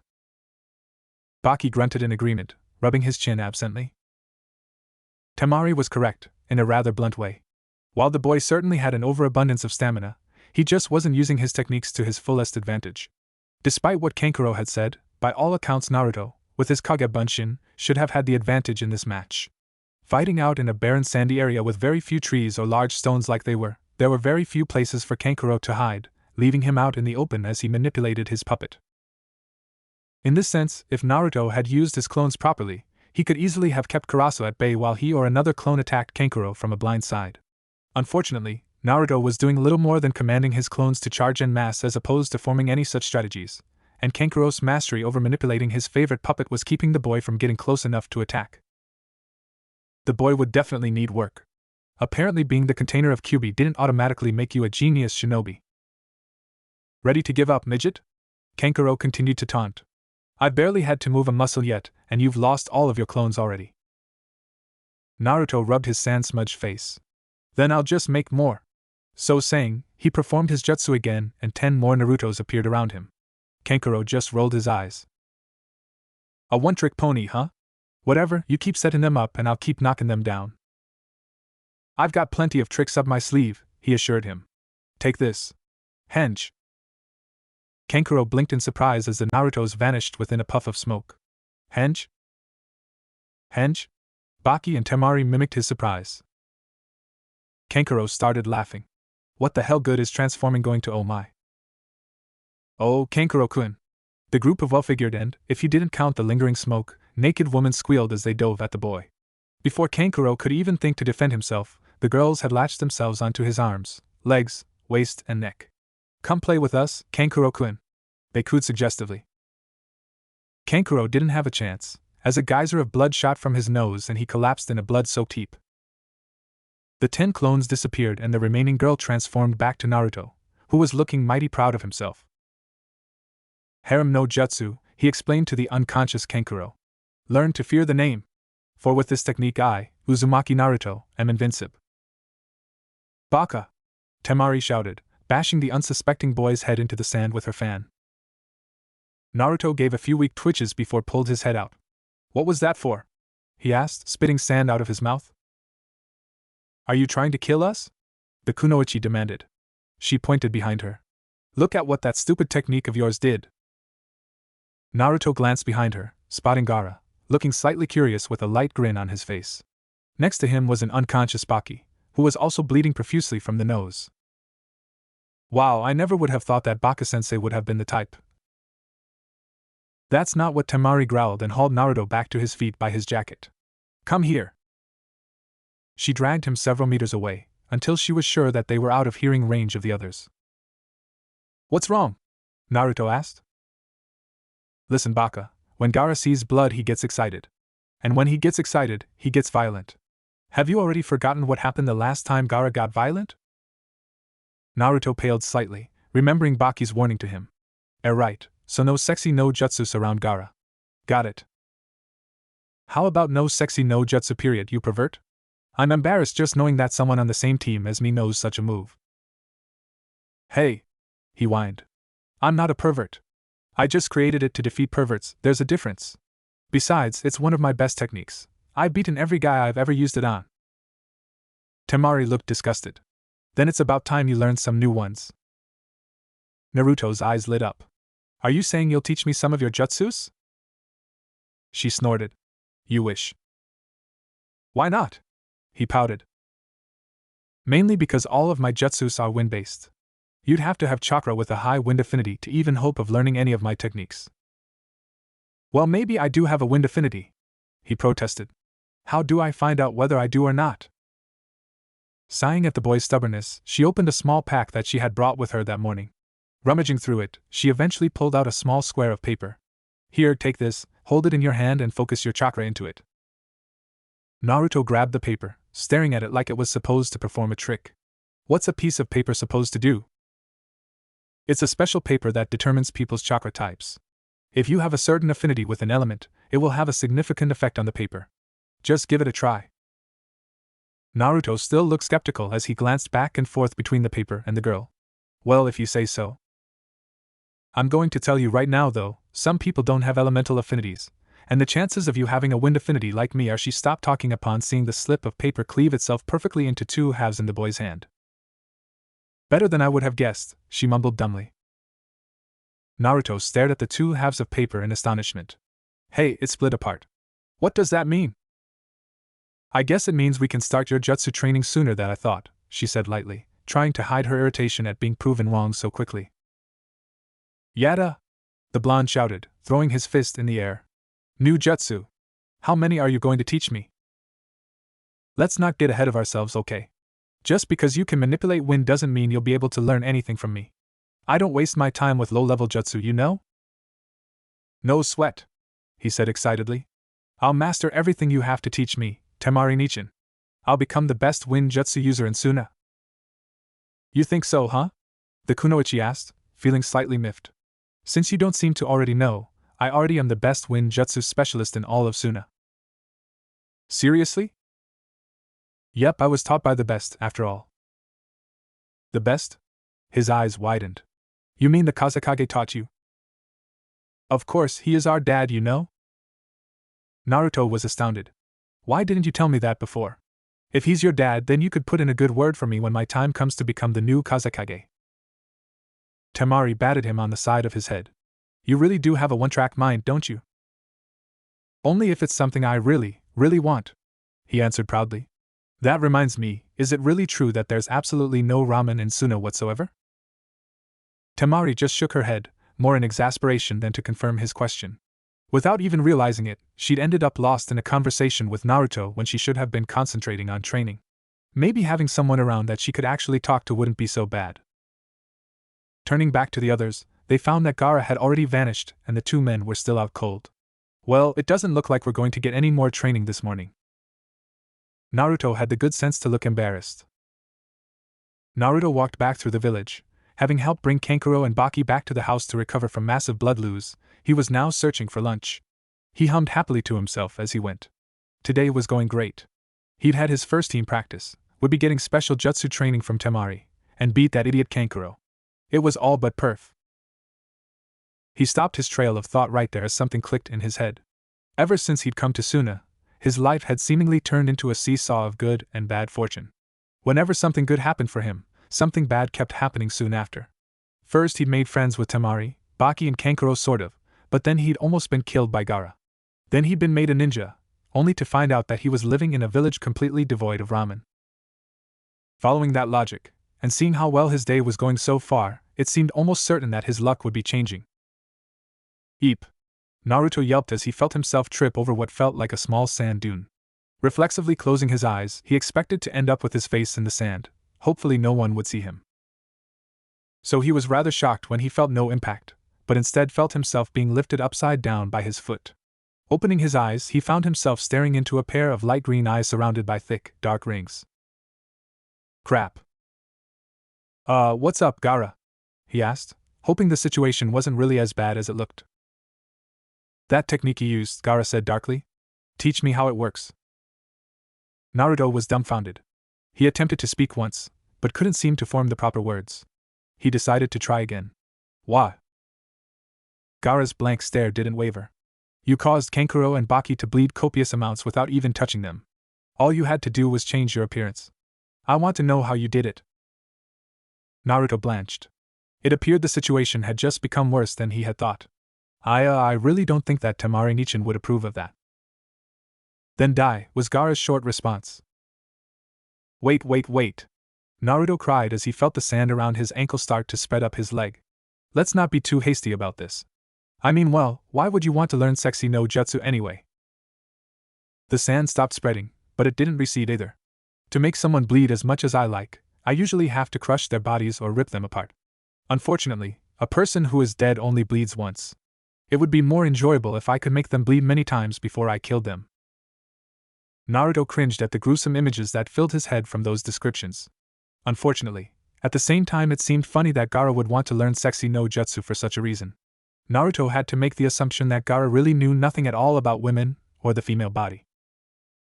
Still, he wasn't about to start laughing about it. You will teach me, said Gaara, sounding more like a command than a question.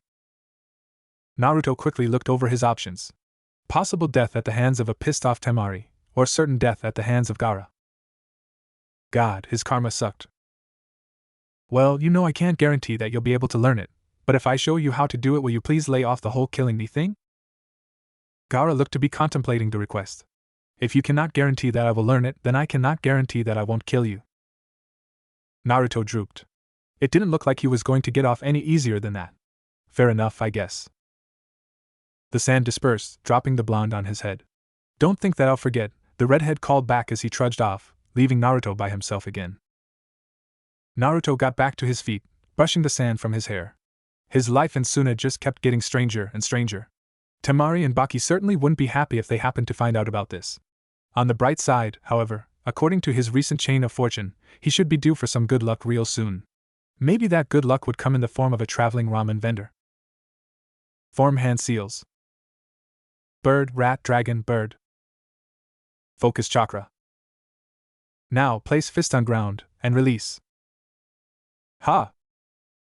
He grinned triumphantly as he felt hot gusts of wind begin swirling around his body, kicking up sheets of sand in an imitation of Gaara's own. The winds continued to pick up speed, his grin grew wider and wider, until a blast of sand shot up into his face, knocking him to his back in a sputtering heap. He sat up, spitting sand from his mouth and brushing out his hair. He was really beginning to hate sand really quickly. Damn, I could have sworn I had it right that time. You're still not focusing properly. Naruto turned to his companion. What did I do wrong this time, Temari-nichin? Watch. So quick that the boy almost missed it, Temari had formed the 4 seals and slammed her fist into the sand. Instantly, a strong wind picked up, casting a swirling vortex of sand around the body of the kunoichi. The sand twister roared loudly for several seconds before dying back down. Naruto, who had been blown backward by the sudden winds, sat up and gaped at her. Wow, was all he could mutter. Futon, Tatsumaki Shihiki. A defensive sea-level jutsu used to deflect incoming projectiles as well as scatter enemies when surrounded. The blonde sat down in front of him, setting her fan on the ground beside her. Now, the reason why yours is still not working the way mine did is because you're still not grasping the concept of chakra manipulation to its fullest extent. Naruto stared blankly, but nodded. Okay, so what do I do? First of all, you're gathering too much chakra required for the technique that you're trying to perform, the kunoichi continued. But once you actually execute the jutsu, you don't release enough chakra for it to perform properly. That's why it keeps starting out so weak and slowly. But when you continue to pump chakra into your tornado to build it up, you put too much into it at one time, which is what causes you to keep eating mouthfuls of sand. The proper way to do it is to put in just the right amount, and then keep that amount pumping in constantly. The longer you add your chakra, the longer and more powerful the tornado will become. You've been learning chakra manipulation with Baki-sensei for about 3 days now, and I don't know how much training you've had before coming here, but to be completely blunt, your chakra control absolutely sucks. By focusing excessive amounts of chakra and then only using about a third of it, you're wasting a huge portion of your chakra supplies. Remember, you can't reuse the wasted chakra that you focused, so once it's gone, it's gone. Then you have to rest until you get your stamina back naturally. Are you keeping up with me? Naruto blinked, hiding his confusion well. Temari rolled her eyes. Fortunately for you, you've got more stamina stored up in you than an alpha male wolf. Even with all the chakra that you waste, you're still able to create waves of shadow clones without fatiguing. So if you could get a firm handle on your control, you could become one of the better shinobi that Suna has to offer. Temari saw Naruto's eyes light up but cut him off. I said could become, meaning if you can actually do it. Right now you've already proven that you're not even a match against Kankuro when he's not even using any of Kurasa's weapons. Naruto's brow furrowed in thought. Wouldn't it just be easier to use a big fan like you use? That seems a lot simpler than having to form a bunch of different seals and focusing chakra and all that other stuff. Not necessarily, it isn't, she explained. It's true that I don't have to form seals when I use my fan, but you still have to focus chakra. In fact, when using weapons to perform jutsu with, you have to be able to channel your chakra into the weapon itself, which is much more difficult than just manipulating it within your own body. If you mess that up, you have a good chance of destroying your weapon instead. Until you've mastered the basics, you won't have a prayer of a chance at mastering something like this. Naruto drooped. Besides, a fan like this isn't something you can just go out and buy. This thing was made by my grandmother, she told him, running her hand along the giant fan fondly. Naruto couldn't respond. Not having any grandmother or other family to speak of made it a bit hard to relate to. The moment passed, and soon the two were back to training. Naruto repeated the process of forming, focusing, and almost succeeding several more times, while Temari sat to the side, giving pointers every couple of attempts, before the mid-afternoon heat became too much for both and they decided to call it a day. How can you stand this? Naruto huffed as the two walked down the sandy streets toward Temari's home. He had rolled up his pants legs to above his knees and removed his orange jacket halfway through his training, which he was now using to wipe away the sweat that was pouring down his face. Geez, I'm sweating like a pig and you still look fresh as a daisy. What gives? Your thick clothes are absorbing and trapping all the heat that touches it, while mine is specially designed to disperse heat and keep the wearer cool in hot conditions. Desert wear, almost everyone in Suna wears it. That's it? He asked. Nope, move closer to me. Huh! The command surprised him, as he noticed the two were already walking fairly close to one another. Don't get any dumb thoughts, she warned. She held up her hand. Here, touch my hand. Naruto stared at the offered appendage. And she doesn't want me getting weird thoughts. Hesitantly, he reached out and put his hand on hers, making his eyes widen in surprise. What the heck?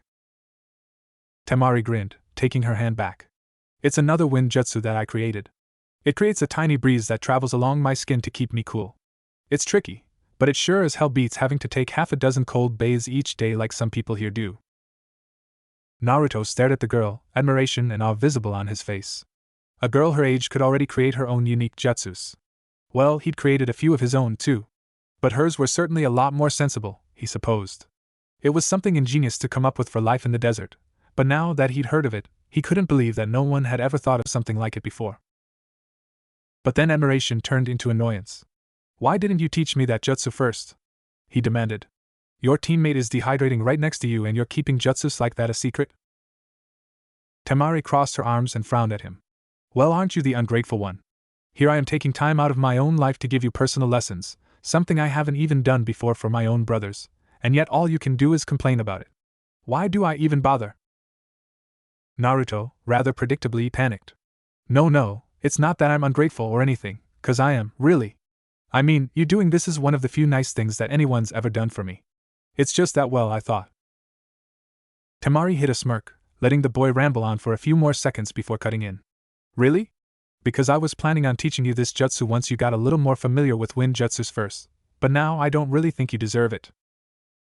No, wait, I deserve it. I mean, I promise not to complain anymore. Just teach it to me, please. Well, maybe I could still teach you, but I am still taking time out of my personal life to do this, you know? So what exactly are you going to do to pay me back for it, Naruto brightened slightly. Oh, well, I could err. Then he found his problem. What exactly could he do to repay her? He didn't have many hobbies or things that he excelled at that didn't involve ninja business in some way. Most of his life before Suna mainly involved pranks, ramen, training, and not a whole lot else, honestly. Temari couldn't keep the grin away anymore as she watched the poor boy practically pull his hair out in distress. She wondered how much longer she could string him along before he got wise to her game. Probably at least for the rest of the day, would have been her guess. Too bad she had other things that needed to be done that day, too.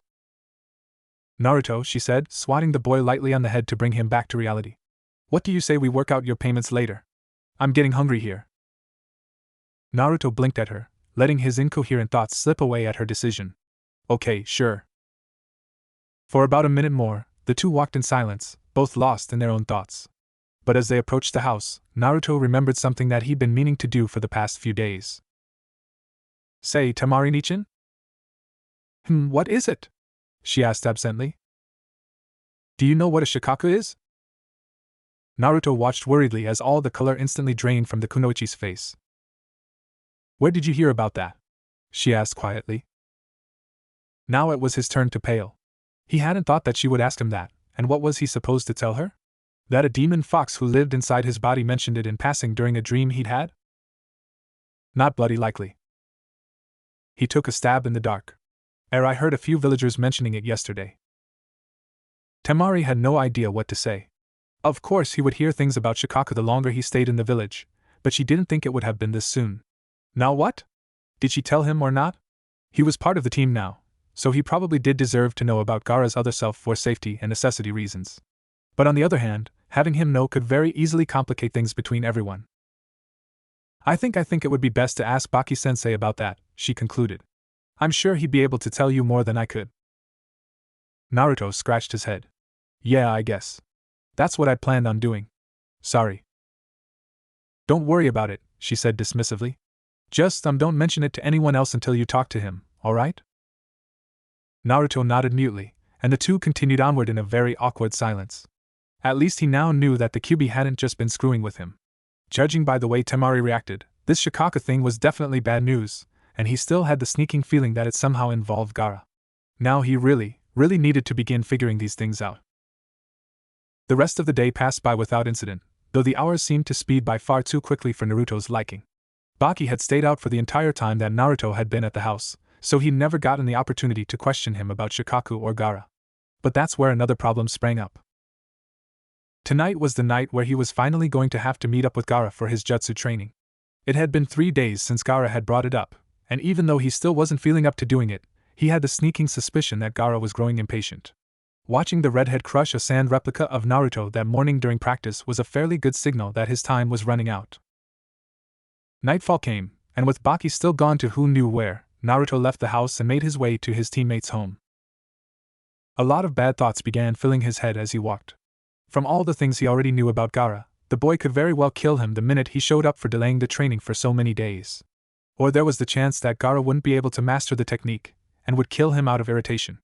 And then there was still the matter of one of the others finding out about what they were doing. Temari would rip him a new one, Baki would berate him and probably demote him for ignoring his orders, and Kankuro, being the royal jerk that he was, would join in just for the fun of it. Or maybe they would all find the act of Gaara learning sexy no jutsu to be funny as hell and laugh the whole thing off. Again, not bloody likely. Before he knew it, he was standing outside the mansion-sized house. Breathing a heavy sigh, he jumped up to the roof. He had barely touched down before his body was bound in a cocoon of sand and slammed against the wall of the stairway. "Wait, Gaara, it's just me," he cried earnestly. "I know," came a cold reply.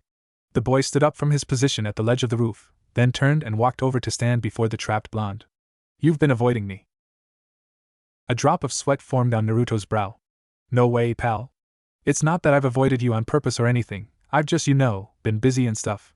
But hey, I'm here now, right? So how about that training?" Gaara's glare seemed to lessen slightly, or it might have been a trick of the moonlight, he wasn't sure. But finally, the sands receded back into the gourd and Naruto fell to the ground. Gaara silently positioned himself on the ground in front of him. "Teach," he commanded. Naruto gingerly rubbed his sore lower back, holding his tongue so as not to tell Gaara that the real thing he needed taught was people skills.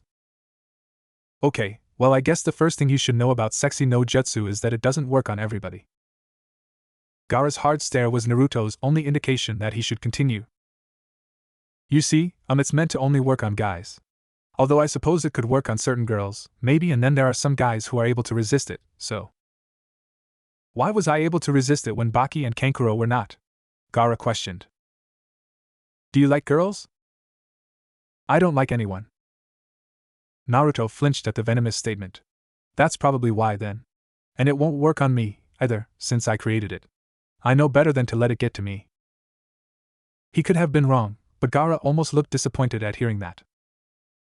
"Tell me how it works," Gaara commanded. Right. You do know how to henge, right?" The Sannin gave a small nod. "Okay, well, basically, all you have to do is transform yourself into the image of a sexy girl. The less amount of clothes she's wearing, the better the result," he explained. "Sexy?" Naruto faltered. He didn't even know what sexy meant? Well, sexy is just it's the way a girl's body looks that makes you attracted to." He paused when he remembered that Gaara didn't seem to find girls attractive. "Okay, forget that. Sexy is like women that are thin and curvy, with large, or well, they have to have Staring into the completely neutral face of Gaara while trying to describe this made Naruto feel more foolish and perverted than ever before in his life. Then an idea hit him. "Wait here a minute," he said. "I'll be right back." And with that, he jumped off the roof. Gaara waited unmoving for about 3 minutes when Naruto returned with something in his hand. "Here, look at this," he told him, handing over the rolled-up magazine. Gaara accepted the item in curiosity. Slowly, he began flipping through the pages, growing in understanding as he did. "So this is the image that I need to imitate," he muttered more to himself than to Naruto. "Yep, just get your henge to look as close to them as you can, and you should have no problems with it." Gaara turned the magazine sideways. "Do women often do such things to each other while bathing?" skip that part," Naruto prompted urgently. Gaara dropped the magazine. "I will try now." Naruto gulped. Good luck?" Gaara ignored him, and formed the proper hand seal. With a puff of smoke, he vanished from sight. Naruto watched on expectantly, waiting to see what would turn out. His life could very well hang in the balance of the outcome. In no time the smoke had mostly cleared, leaving Naruto standing face to face with Temari. Or at least, a red-headed Temari with little black rings around her eyes. But the rest of the face, and if he had to venture a guess, that body definitely belonged to his female teammate. Faced with this new revelation, the boy found no other alternative but to faint. When consciousness returned, the blonde found himself staring up at a back-to-normal Gaara. "I thought you told me this technique didn't affect you," he said, though he didn't look all that upset about it. Naruto sat up and shook the cobwebs from his head, thanking his lucky stars that he hadn't bled nearly as much as he thought he would have. "That's only because I wasn't expecting you to turn into your sister," he said in annoyance. "You told me to transform into a woman," Gaara stated evenly. "Temari is a woman." "That's not," he stammered. He didn't think he'd ever be able to look as Temari again without blushing at this point. "You're not supposed to turn into someone you actually know. That just makes it weird. And could also get me killed in a heartbeat," he said, whispering the last part. "Then what is the right way to do it?" he asked, starting to sound annoyed. "Just do like I do," he told him, hoping to calm him before he lost his temper. "I just tried to imagine what I might look like as a girl and transformed into that." Gaara remained silent for a while before reaching down and picking up the discarded magazine. "Where did you get this?" A guilty look crossed the blonde's face. "Damn it, where is it?" Kankuro cried. The puppet ninja was standing in the middle of his room, which looked like a hurricane had passed through it. He frantically pulled the mattress off his bed, then ran to the back of his closet, throwing things out without a care. "I know it was here last night. Damn, where did I put it?" "Lose something?" a voice from the doorway inquired. "No. Go away." Temari frowned, then turned and walked away. "Whatever." Kankuro continued searching when a dreadful thought hit him. Temari.